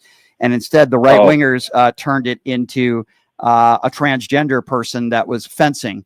And that was most of the subcommittee meeting, which I find completely absurd and ridiculous. And then earlier we had, of course, someone who is a pathetic excuse for a journalist, just an imbecile named Cam Higbee. But if you want to mention something about racism, sir, go right ahead. Yeah, I taught Huckleberry Finn my whole teaching career, right? Mm-hmm. Have you read that? I have not. It is considered to have the most powerful scene about racism and an epiphany that a white person had to go through, which is Huck on the raft with Big Jim, his black slave that, not his slave, but somebody else's, that escaped with him on a raft and floating down the Mississippi River. And I hope I don't sound like an elitist here, because I'm going to run something by you here. The idea of somebody giving up racist points of view is a very psychologically loaded issue, because Huck had been stuck on the raft with Jim. Okay. I don't want to cut you off. I don't want to cut you off. I want to be respectful, but we do have a lot of other people on hold. So go ahead. I'll let you finish your story. All right. Well, the use of the N-word is prevalent in that in that novel, and and I'm just wondering, where literature is concerned, and you're trying to show how people use that word and how despicable it is. Well, it is. And the N-word, but I never got a complaint teaching this novel because of that word. Because there's context. Because there's context that go to it. I think you know that when a white woman is attacking a 5-year-old child, and because that child is a person of color and calling that person the N-word, it is a far cry. Yeah, it's a far cry, and context is very important. For example, if a black person is calling another black person that word, it is a fine line difference between that in a white person or somebody on January 6th calling black people the N-word. You know that. And, context is extremely important. I think it matters the way it is used. And I think there's a lot of people out there that are in Donald Trump's inner circle, maybe even those that are working for Donald Trump. And there are people there, maybe the Mel Gibsons of the world, I don't know, that have used that word derogatory towards black people. It cannot be tolerated. And many people that have voted for Donald Trump, my friend, are the ones that are donating to this woman. And it's despicable. I appreciate your history on that. And I think we both agree. Let's go to Jack, 702-221-7283. Hey, Jack, what's going on? Yeah, what's going on, Brian? Good show today, man. Thank you. Hey, Hey, listen, I just wanted to bring up some current world events as far as swaying and how people are viewing Trump. Real quick, I just want to touch on with the Pope. They have an appointment of this. This is the first American Pope that's ever been elected, and he's very liberal. I mean, I go to a lot of right-wing chats and chat with people as much as you can chat with a MAGA, and they're just out of their minds right now because this guy has compassion and wants to treat people with respect, and that's like a no-go for them. And between that win, that's a win as far as I'm concerned for us. And then you have Canada, the same thing. You have Trump come out and endorse Pierre Poilievre, and all of a sudden the rally cry is we don't want someone like Trump, and they go with Mark Carney, who was the underdog. He wins that. And then you take it back home to Wisconsin, a state that Trump won 4 months prior to that, and they have a Supreme Court justice being elected that's going to control the majority of that. And the people, even though voter registration was on the ballot, so all Republicans came out, Trump loses that, and the Democrat wins. So, the country is fed up, and the world is fed up. And I just think every battle that has been taking place since the election, the Democrats have won, or the liberal party has won, or the liberal worldview has won. So I think it's very encouraging. I just wanted to bring that up. I didn't hear anything about the Pope. It is encouraging. And I will say this too, Jack, can't take the foot off the gas. 2026 is right around the corner, and the midterms are right there. And then before you know it, we're going to be talking about the 2028 presidential election. So we got to keep discussing it. We got to keep talking about it, and we will continue to do that. Yes, there are a lot of things that I am seeing that are positives, and I appreciate you bringing that up. 702-221-7283. Let's go to Brett. Brett is next up on PTL. Hey, Brett, what's going on? Hey, what's happening, Brian? I actually forgot that I was on hold. I was on here for a while, but I just want to say thank you so much. In the past, I thought you were a little soft on some of your guests, and really, and yeah, with certain right-wing guests, you in my opinion, hey, but you absolutely cooked that guy today, and really, he's not worth your time. He's not. He's inferior. You're on the rise, and this guy is like, I don't know, just a typical right-wing kid. That, can I ask you, because I agree. So I want to go back. There's a lot of points in that interview that I'm going to go back to, but one that just entered my mind, I'm talking about decency and a moral compass, right? And I bring up the fact that Donald Trump had unprotected sex with a porn star when his child was born, or around that time. And then he answers that instead of like a normal, decent human being and saying, yeah, that was terrible, you shouldn't have done that. It's a terrible example for the country. Instead, he says, what, are porn stars not able to have sex? How could you take somebody like that seriously? It's somebody that is an idiot, right? The guy's an idiot. You can't take somebody like that seriously. They're the biggest hypocrites on on the planet. They're especially that guy. For you, like I said, you're on the rise. He's beneath you. I just think that that you need a better quality of MAGA. Well, listen, listen. I've had Robert F. Kennedy Jr. on the show. I've had Caroline Levitt on the show. Cash Patel wanted to charge me $3,000. Oh no, I've heard them all. Yeah, I've heard them all. And you're always good and respectful. And I get it. You can't really go too far with these people, or else No, I don't they're mind not gonna going. come Listen, back. if somebody treats me with respect and they say things that even I disagree with, but they're respectful, then I'm going to also treat them with respect. But when somebody says, and by the way, I've met Ocasio-Cortez before. I don't always agree with her. She is not anti-Semitic. I happen to be Jewish. And when he makes a claim like she wants Israel wiped off the planet, it's so stupid and it's so idiotic. And that's when I had it. That's when I said, okay, I can't take this guy anymore. And that's kind of where it went south from there. Well, what is it about her? Are they like jealous of her? Why do they Listen, portray her as it's a good dumb? question. It's a good question. I really like to know, because I haven't seen it. I'll see like things taken out of context or certain quotes that are considered like not the best. But I mean, look at Donald Trump says the dumbest shit possible on every single world stage. Right, but to answer your, I agree. So listen, we agree on that. But to answer your question, Jack, and I really do appreciate your call. To answer your question, when you look at extremely attractive women that are very educated and very powerful, and they happen to be not even on the other side of the aisle, sometimes on their side of the aisle as well, people like Donald Trump and others feel threatened by that. Ocasio-Cortez has a large following. She happens to be very attractive. She's very intelligent. She's worked hard in her life to get to where she is at. She's not a billionaire. She's not even a millionaire. They feel threatened by people of color. Just ask Donald Trump. How many women of color has he hired in his administration? 702-221-7283 is the number to call if you want to be a part of the conversation. Let's see here. Let's go to Keith. Keith is next up on PTL. Hey, Keith, what's going on? Hey, Brian. Hey. Keith from Florida. That guy Cam, he's such a dipshit. I mean, he said that there were people that weren't convicted that were held in jail for January 6th. Well, guess what? Yeah. You can easily look it up if you're a journalist of any sort.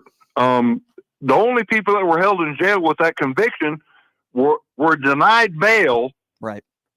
Or they couldn't make bail. Because they were deemed a threat to society. Everybody got due process. And this I mean, he's such a... I call him out all the time on X, along with other dipwits. Well, here's the thing, right? I have them come on.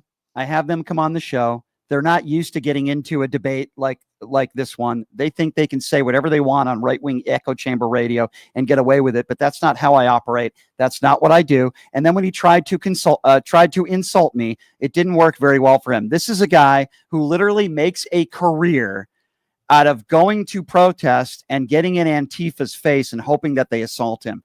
That is his entire meaning in life. Okay. He says Charlie Kirk is a great guy. What does that say about him? By the way, anybody out there, Charlie Kirk got me banned on X. It doesn't surprise me. He blocked me. Anybody in society who would say that Charlie Kirk is a great guy has no moral compass. So this guy has zero credibility, probably not even worth talking about him anymore. He's so irrelevant. And when he said that that he cooked me, that actually made me laugh. And it was very funny. It was very funny to hear that. He didn't cook nothing. Yeah. Just ridiculous. Just ridiculous. But he wasn't even boiling water. It is fun to expose some of these imbeciles. And I don't mean, when I say expose, I don't mean Lauren Boebert's ex-husband who exposed himself. That's not the expose. I know, and that's why I watch you every day. Well, thank you, sir. That means a lot to me, and I appreciate you. And you're certainly correct. We're on the same page. Thanks for calling in, my friend. 702-221-7283. Julie is next. Hey, Julie, thanks for calling in. What's on your mind? Hey, I'm just glad the new Pope has some morals. I was on Facebook and there was a girl who called me, well, not called me, but told me I had TDS. I'm like, okay. You know what to do with that, because right? I literally, you know how to literally respond. said on there that the new Pope, I hope the new Pope gives Trump. Okay, but hold on, Julie, hang on a second. You listen to my show all the time, and I don't believe you have TDS. But when somebody says you have TDS, how should you respond to that? Don't let them get away with that. Do you know? I didn't really know how to respond. All right, I'm going to tell you, because you don't deserve that. This is what you do when some MAGA moron with no moral compass says that you have TDS. you respond, sir or ma'am, you have TFS. Now they won't know what that means. And you say you have TFS, also known as Trump fellatio syndrome. So put your knee pads away, wipe your mouth and go to bed, and have a nice day, Mr. or Mrs. TFS. That's the way you respond to them. I'll remember that. All right, good, because you don't deserve that. And by the way, the idiots out there that say we have Trump derangement syndrome are the ones that buy the Trump Bibles, they buy the Trump trading cards, they buy the Trump gold sneakers, and they think Donald Trump is the next Messiah. It's why we call him Cheeto Jesus. They are obsessed with Donald Trump. They treat him like he's some sort of god. He's a guy that wakes up in the morning, that puts on 8 layers of orange makeup with his 4 hair transplants, a guy who dodged the military, a coward, a lying, and a cheat his entire life. So they're the ones with Trump derangement syndrome, but just say they have Trump fellatio syndrome, and that'll put that one to rest. I called it Trump lover syndrome. They blindly followed him. Well, that's a good one. I like that one. I approve of that one. Go ahead, my dear. I'm sorry. You wanted to continue the story. Go ahead. Yeah, I'm dumb. I didn't know how to reply back, but there's some people on that Facebook thing that kind of agreed with me. Yeah. But then they also, one of them tried to say that Pope Francis hurt a woman. Mm-hmm. I couldn't believe it. Like, I knew that was a lie, but they were just going after somebody who's already passed on. Yeah. All because I said on there that I respected the old Pope. Yeah. So. No, I'm with you, and I'm glad that you're fighting for what's right, my dear. And don't take any crap from these MAGA people. You sound like a very nice lady. Don't you do it. I won't allow it. 702-221-7283, the number to call. Let's go to Dave. Dave is next up on PTL. What's up, Dave? This is my new favorite show. Oh, well, thank you, my friend. Where are you calling from? Ohio, unfortunately. Well, I appreciate that, Dave. What's on your mind today? So, in following all this, first of all, when I was 18 years old, which was a long time ago, I was one of these contractors that worked for this orange POS. Mm-hmm. And I was one of the people that went unpaid and lost everything and had to move back with my parents. So I've hated this band for a very long time. And what I've come to see with all of that side of things is it's black and white. They don't like gray. Yeah. They can't stand that there's a possibility of something in between. So right. So they have to continue to argue and fight for their one thing that they either see as black or white. You are so right. And that's why Democrats can't work with these imbeciles. You know, they try to. Joe Biden tried to. It's amazing he got the bipartisan infrastructure bill and got more bipartisan, gun legislation than they have in decades. But I mean, they're impossible to negotiate with in any way, shape, or form. And then Kamala Harris and Joe Biden had to work with MAGA morons. Even a guy like a Langford, who I'm not sure is a MAGA moron, but he certainly is far to the right. And they got this bipartisan border bill intact. And then Donald Trump, uses his little orange fingers to pick up the phone and tells Republican senators not to vote for this bill. You can't work with these people. Bill Clinton was a master. People can say what they want about Bill Clinton, but he was a master at being able to work with the other side of the aisle. We haven't had that since. And Barack Obama tried to, but God forbid these crusty old white Republicans negotiating with someone who happens to be an African American. It was impossible. Even after the Sandy Hook shooting, when Barack Obama was in office, he tried to do everything he could to pass some gun legislation, and they wouldn't do it. They didn't want to pass anything because they wanted to own the libs, because it's more important for these MAGA imbeciles to own the libs than do what it's right for even their own constituents. And it's becoming more and more overwhelming the more they're pushing this envelope one way, their way, and absolutely nothing is getting done. This deal today with the UK is a bunch of bunk. It's not even a deal. And on top of that, the trillions of dollars this country is losing since he got into office, and the money he's spending, we're already over budget from last year. Correct. That no one is even discussing on that side of the aisle. Yeah. And it just is getting worse and worse. And all they want to do is just own us because they have their majority and the office. And it's just getting every day. I just want to get one of them in the ring. It's definitely not getting any better. That's for sure. However, a glimmer of hope today.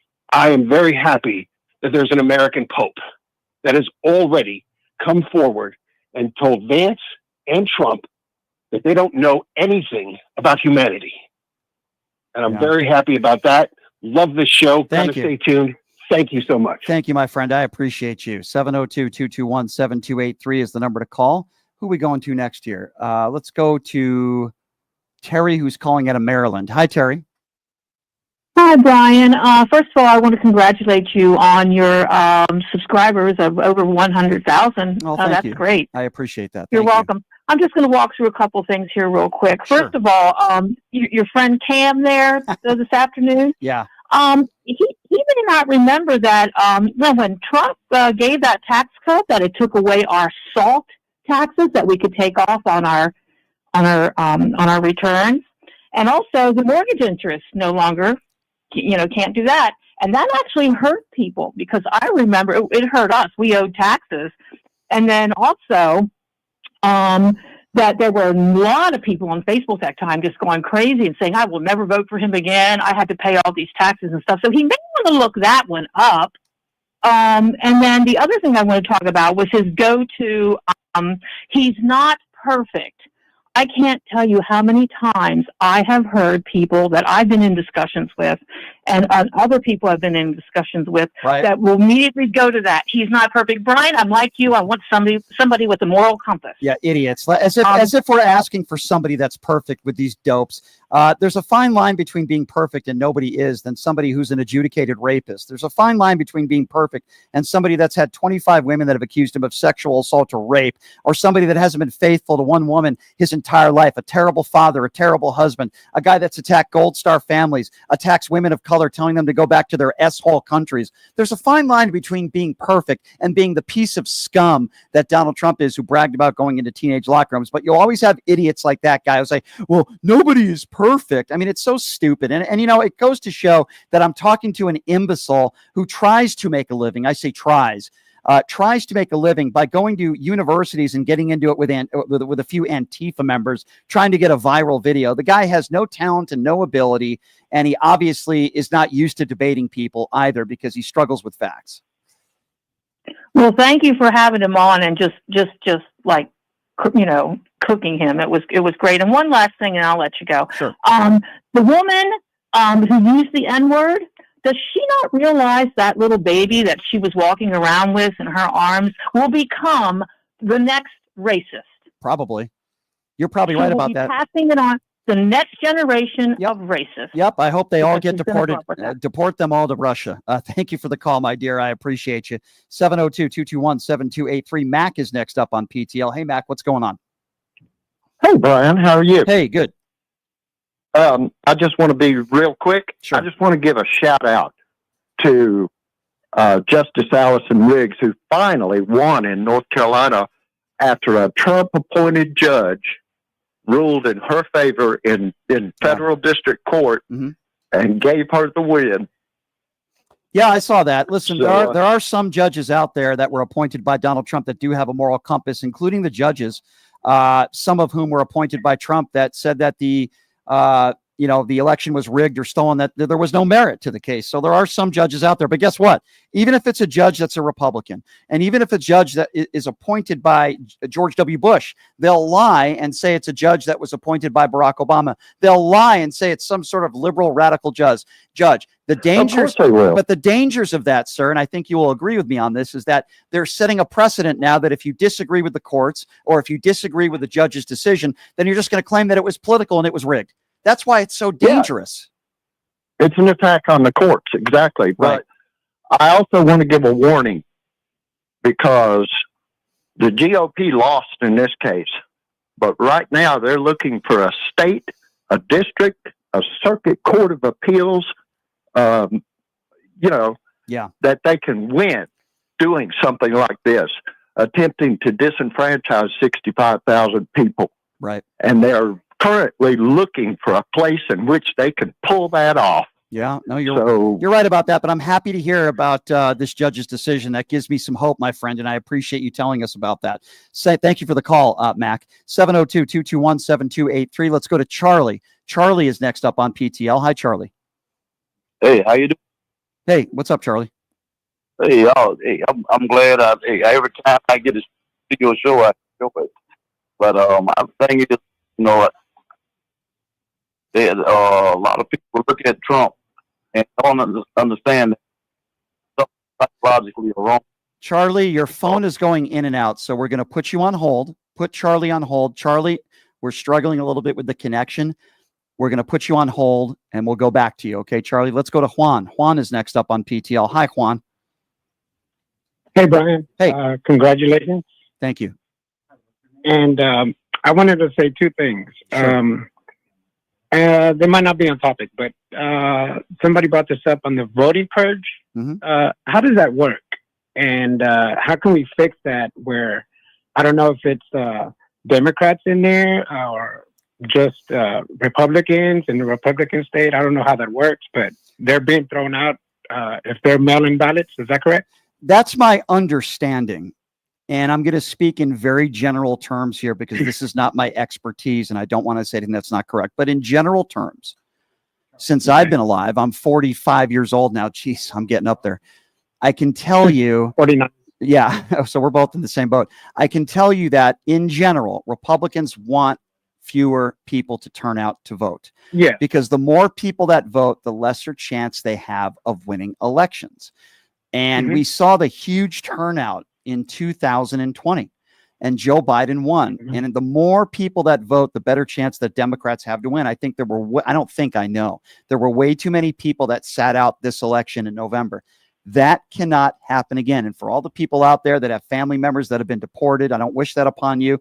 For all the people out there that have lost their jobs, that have lost their livelihood, their 401ks, stocks, you name it.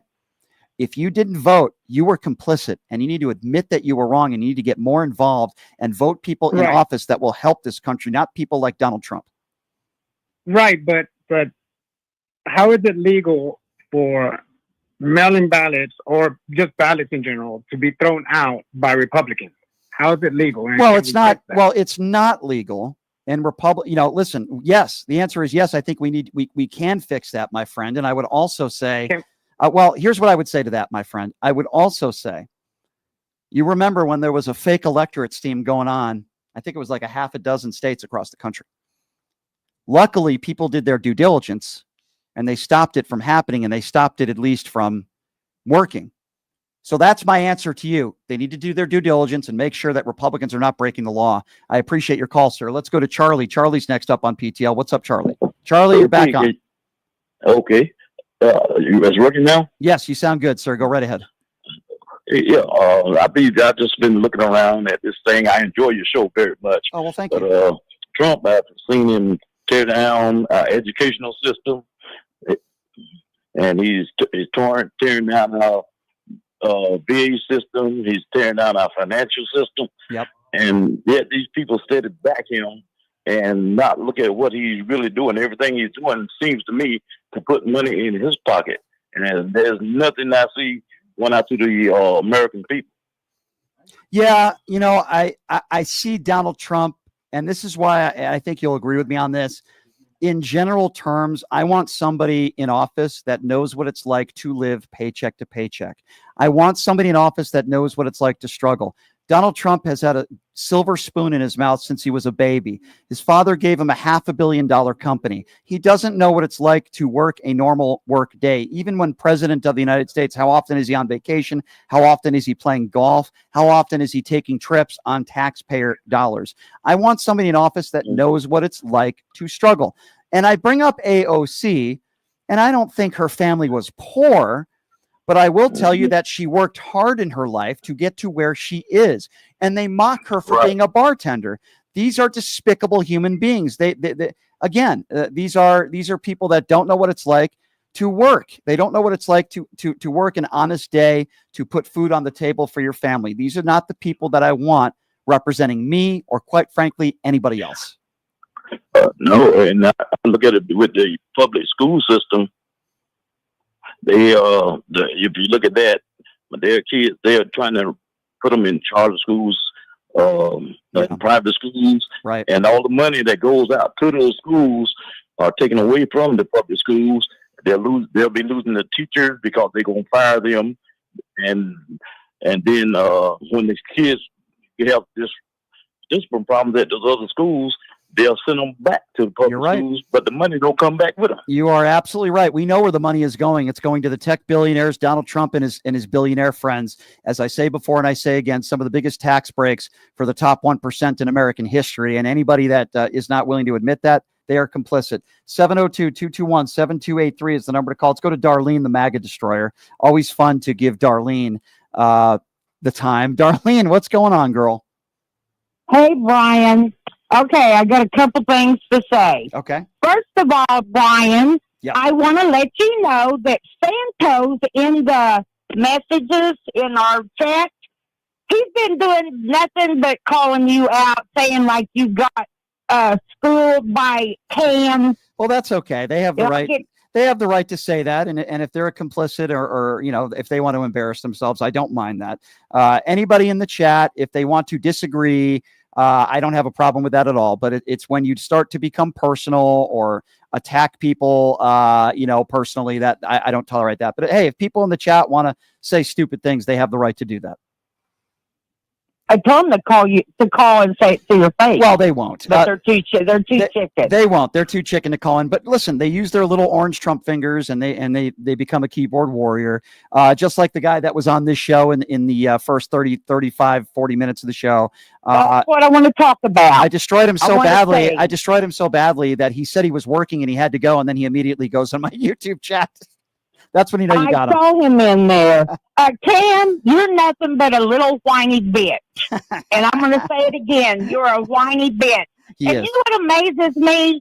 It was okay for Rittenhouse to kill those people, and it's always, that was self-defense. Yeah. But yet, the lady that got shot on January 6th, everybody was murdering her.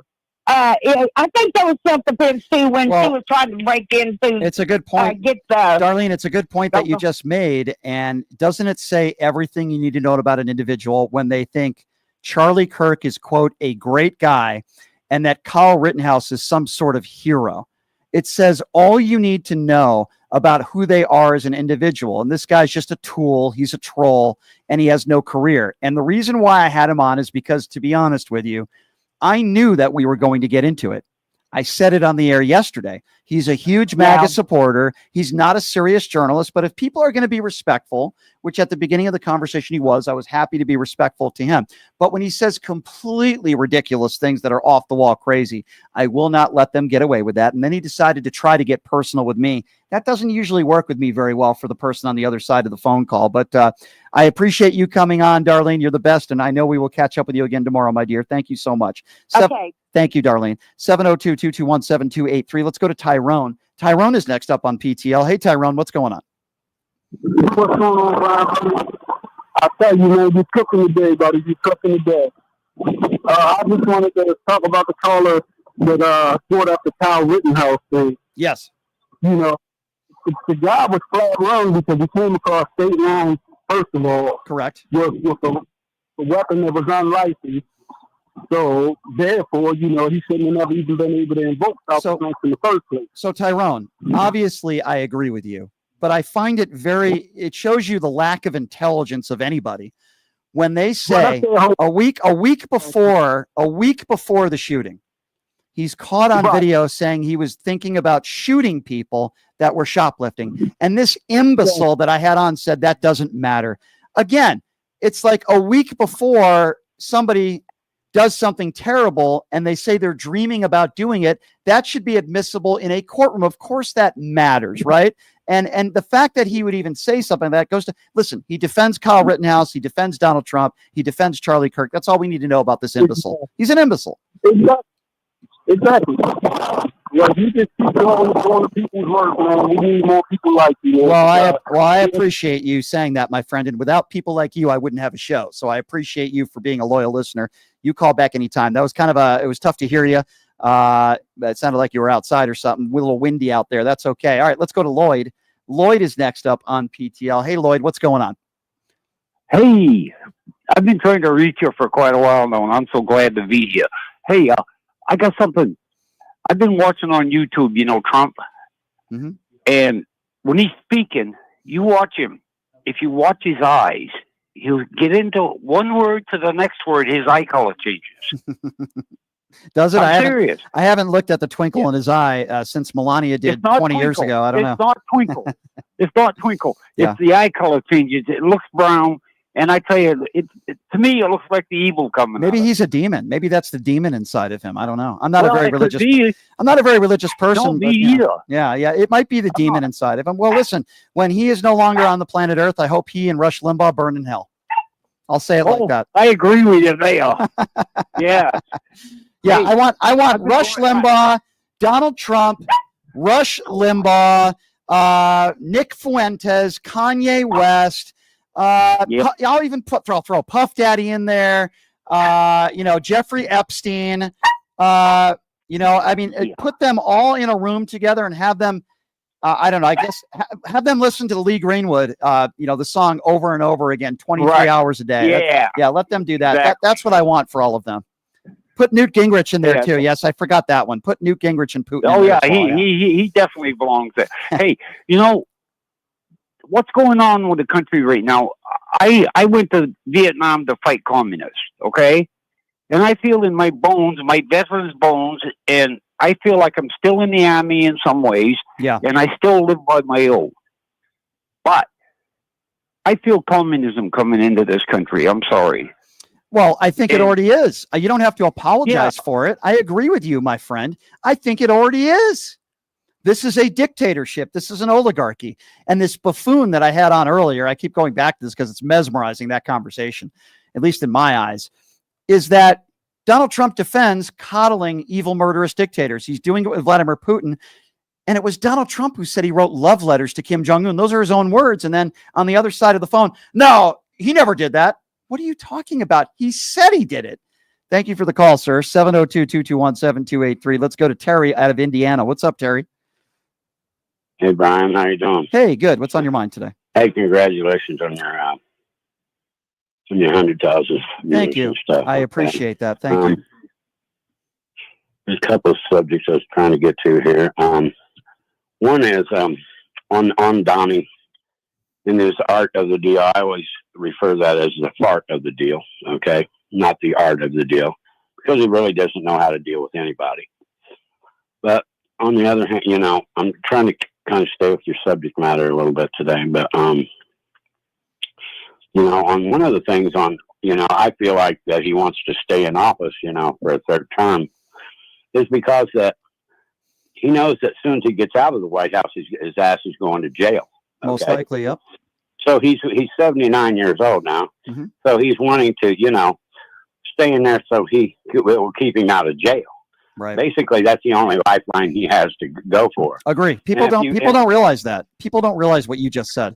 After he is out of office, he's still going to have to, in my opinion, suffer some consequences, and there'll be some sentencing when he's out of office. People don't realize that. Right. He hasn't been sentenced yet, but Correct. he has been convicted. But Correct. most MAGA morons, think that all this 34 felonies is all rigged. They were all Biden juries and all that bullshit. I've just heard so much crap over this that I can't even, it's really hard not to just, I don't know. I'm trying to really I've actually made some headway with some people who are Trump lovers lately, though. I'm glad to hear that. Because I kind of feel like I feel like that I'm making sense, to people that I normally wouldn't make sense to. I guess now that one of my buddies, I was talking to the other day. I go, well, how are your stocks doing? Oh, my stocks are doing pretty good. They're coming back up. They went down for a minute, but that's how these guys, that's how I keep them all optimistic about this shit. Well, that's because they watch their Newsmax. They watch their Newsmax. They watch their OAN. They watch their Fox Noise. And they believe every word that comes out of a Jesse Waters' mouth. And they're brainwashed. Many of them are ill-informed. They're uneducated. And I can picture a lot of people right now that are fans of maybe Cam, the guy that I had on earlier. They have their 3 teeth, living in their mobile homes and, listening to Kid Rock. Thank you for the call, my friend. It's good to hear from you. 702-221-7283 is the number to call. Let's go to Cheryl. Cheryl is next up on PTL. Hey, Cheryl, what's going on? Hi, Brian. Hey. I wanted to talk about AOC, and besides the fact that she's just a woman, I think Kim was very intentional about bringing up her and Bernie in the same sentence because they are making such a big impact and that they're drawing such large crowds, making a difference. And I think that they need to put a target on their backs just because they're seeing them as a threat. Yeah. And so they're not just misogynistic, but they included Bernie, which means they're visualizing these rallies that they're afraid of. They're getting huge rallies. Bernie and AOC have been getting some huge crowds. And by the way, as Bernie correctly pointed out yesterday on Fox News, these are not just Democrats. There are Republicans and independents that are going to these rallies as well. I think that's very important to note. Yeah. Anyway, congratulations. Oh, thank I'm you, a dear. big fan of yours. Thank you. And I appreciate keep you. doing it. We appreciate you. Well, I appreciate you guys as well. Thank you, my dear. That's very kind of you to say. And thank you for the phone call. Let's go to Rhonda. Rhonda's next up on PTL. Hey, Rhonda, what's going on? Oh, hi, Brian. Another Indiana caller. All right. And I always enjoy your show. Thank you. I did want to know if, like, maybe your listeners saw Joe and Jill Biden on The View. It was wonderful today. You know, they're a loving couple. I did see some highlights of that. They're a loving couple. They obviously care about each other. I think it's time for Joe maybe to enjoy the rest of his life with his family. Yeah. I've always thought that they were good, decent people. Joe Biden made some mistakes. I wish he stepped out sooner. But with that being said, I have a lot of respect for both of them. I did notice something strange, and it was on at the same time. And I think it was deliberate by the felon for that they made an announcement about a deal with the UK, which actually isn't a deficit, it's a surplus. So what kind of deal is that? And I thought it was kind of strange that they aired it the same time that Biden was on The View. Well, it's a pretty, if you look up this deal, it's not a surprising deal, and it's the first deal, and it's probably the easiest deal that could have been made. And I'm probably going to be going into detail. I'm going to be going into detail as to why tomorrow on the program. So you're going to want to stay tuned for that. And I really do appreciate it. Absolutely. Yeah, I'm going to probably start talking about that to start the show tomorrow, why it was the easiest deal to be made. But we were told 90 deals in 90 days. Where did that go? I'm just curious. Marcia's next on PTL. Hey, Marcia. Marcia. Okay, Marcia. Hi, Marcia. What's on your mind? Hi, hon. How are you? Hey, good. What's on your mind? Well, what I want to say is that my heart really went out to Mark Carney when he met with Donald Trump the other day. Mm-hmm. He was trying so hard to be humble. Yeah. He was trying so hard, to not say the wrong thing or not do the wrong thing. And you know what really hurt me today was when Donald Trump went on and said he had a trade agreement with the UK, but he didn't want to have a trade agreement with Canada. Right. It really hurt. It really hurt my feelings. Like, it really hurt my feelings. I thought, what is this man? And what it really comes down to is that he wants to take over our country. So he's trying to make us feel a certain kind of way. And it's, it's not going to happen. He wants a dictatorship. That's what he wants. Yeah, he does. And the thing is, and I want to say this, and I'm not a person that wants to have confrontation with anybody, but I want to say this, that the other party would have been better off to represent us, because Mark Carney was kissing his ass. And I wasn't really too happy with that. He was really... Yeah, is that the way you saw it? See, I see it as Mark Carney. I've seen it that way. He was trying to say what he wanted to hear. And if that was Pierre Pavlet, he would not have done that. So I understand. He wouldn't have. I understand why you would say that. I have a little bit of a different take on it, whereas as I think Mark Carney was being very professional. He didn't want it to get ugly. I don't know if I saw it as much as him kissing Donald Trump's ass, as much as him holding his ground, but doing it in a very professional and respectful way. I could be wrong on that. You might be right. That's just the way I saw it. I want to go to the YouTube super chat real quickly, if I may, because I think we might be missing a few in there. So I want to do that. I also remind all of you and any of you that want to be involved in my show and want to donate and support what we do. It's pushingthelimits.live. Thank you, John. John Strand 2.0, what a loser. It's funny you said that, because I actually sent a message to John Strand on social media. So I agree with you. The Weirdo says Cam is just another Steve Crowder wannabe. He wants to get punched in the face on camera so he can get his own show. Yeah, I actually think you're right about that. I hope he doesn't get his own show, but I can't speak to the other thing that you just said. Humorous says, man is broken this world. I think it's time to give the woman a chance. They can't break what already is broken. Well, I understand why you would say that, and I have no problem with a woman being president of the United States. Shelley says, Brian, wait till you hit 57. Well, I'm already at 45, so we'll see how it goes. Man, do we have some wonderful guests lined up for you the remainder of the week. And I already have them. Julie Roginski, who is a normal on CNN. She's a former Fox News and MSNBC contributor. I love Julie. She's going to be joining us on the show on Monday. Jesse Dollemore is also going to be joining us on the show. So I certainly John Fogelsang is going to be joining us on the show next week. So we got some great guests lined up for you. The winner of our contest, where if you make it 20 or chance to do a segment with me tomorrow, we are going to give Dr. Darcy Meredith an opportunity. She's going to be joining us along with Nicole Mitchell tomorrow on the program. And I have some thank yous here that I haven't gotten to. Colleen on pushinglimits.live said, Brian, I'm from Arizona. I've become a loyal listener to your show. Keep up the great work. Thank you so much, Colleen, for buying your PTL merchandise on the website. I really do appreciate that. A lot of generous people today. A very generous donation from somebody from South Carolina, and they didn't give their name. This is a first. Oh, no, I'm sorry. I do have their name. Nicola, thank you so much. Arlington, Virginia, thank you for your purchase. And Mark, thank you for your purchase. Purchase 2 men's T-shirts. We appreciate your support. Again, that website is pushingthelimits.live, where you can make donations, monthly donations, whatever you can afford. We appreciate, and we sell merchandise up there. And thank you to all of you in the YouTube Super Chat. I love you guys so much. It seems like yesterday we just passed 1,000. We're almost at 100,000. We're almost at 102,000 now. We're gaining like 1,000 subscribers a day. It's exploding. So I appreciate you guys, and not the Donald Trump 13-second explosion. I was not talking about that kind of explosion, although you will get paid $130,000 apparently if you're in the same room. Thank you very much, everybody, for joining us. And also thank you for Pam Higby for getting destroyed and getting cooked on the show. We appreciate you allowing me to do that for you as well. If Pam wants to come back on and get cooked again, be happy to do it. Thanks for joining us, everybody. We'll see you tomorrow. Have a great day. Hey, everybody. Are you struggling to find a pizza place that reminds you of Brooklyn? That true blue New York style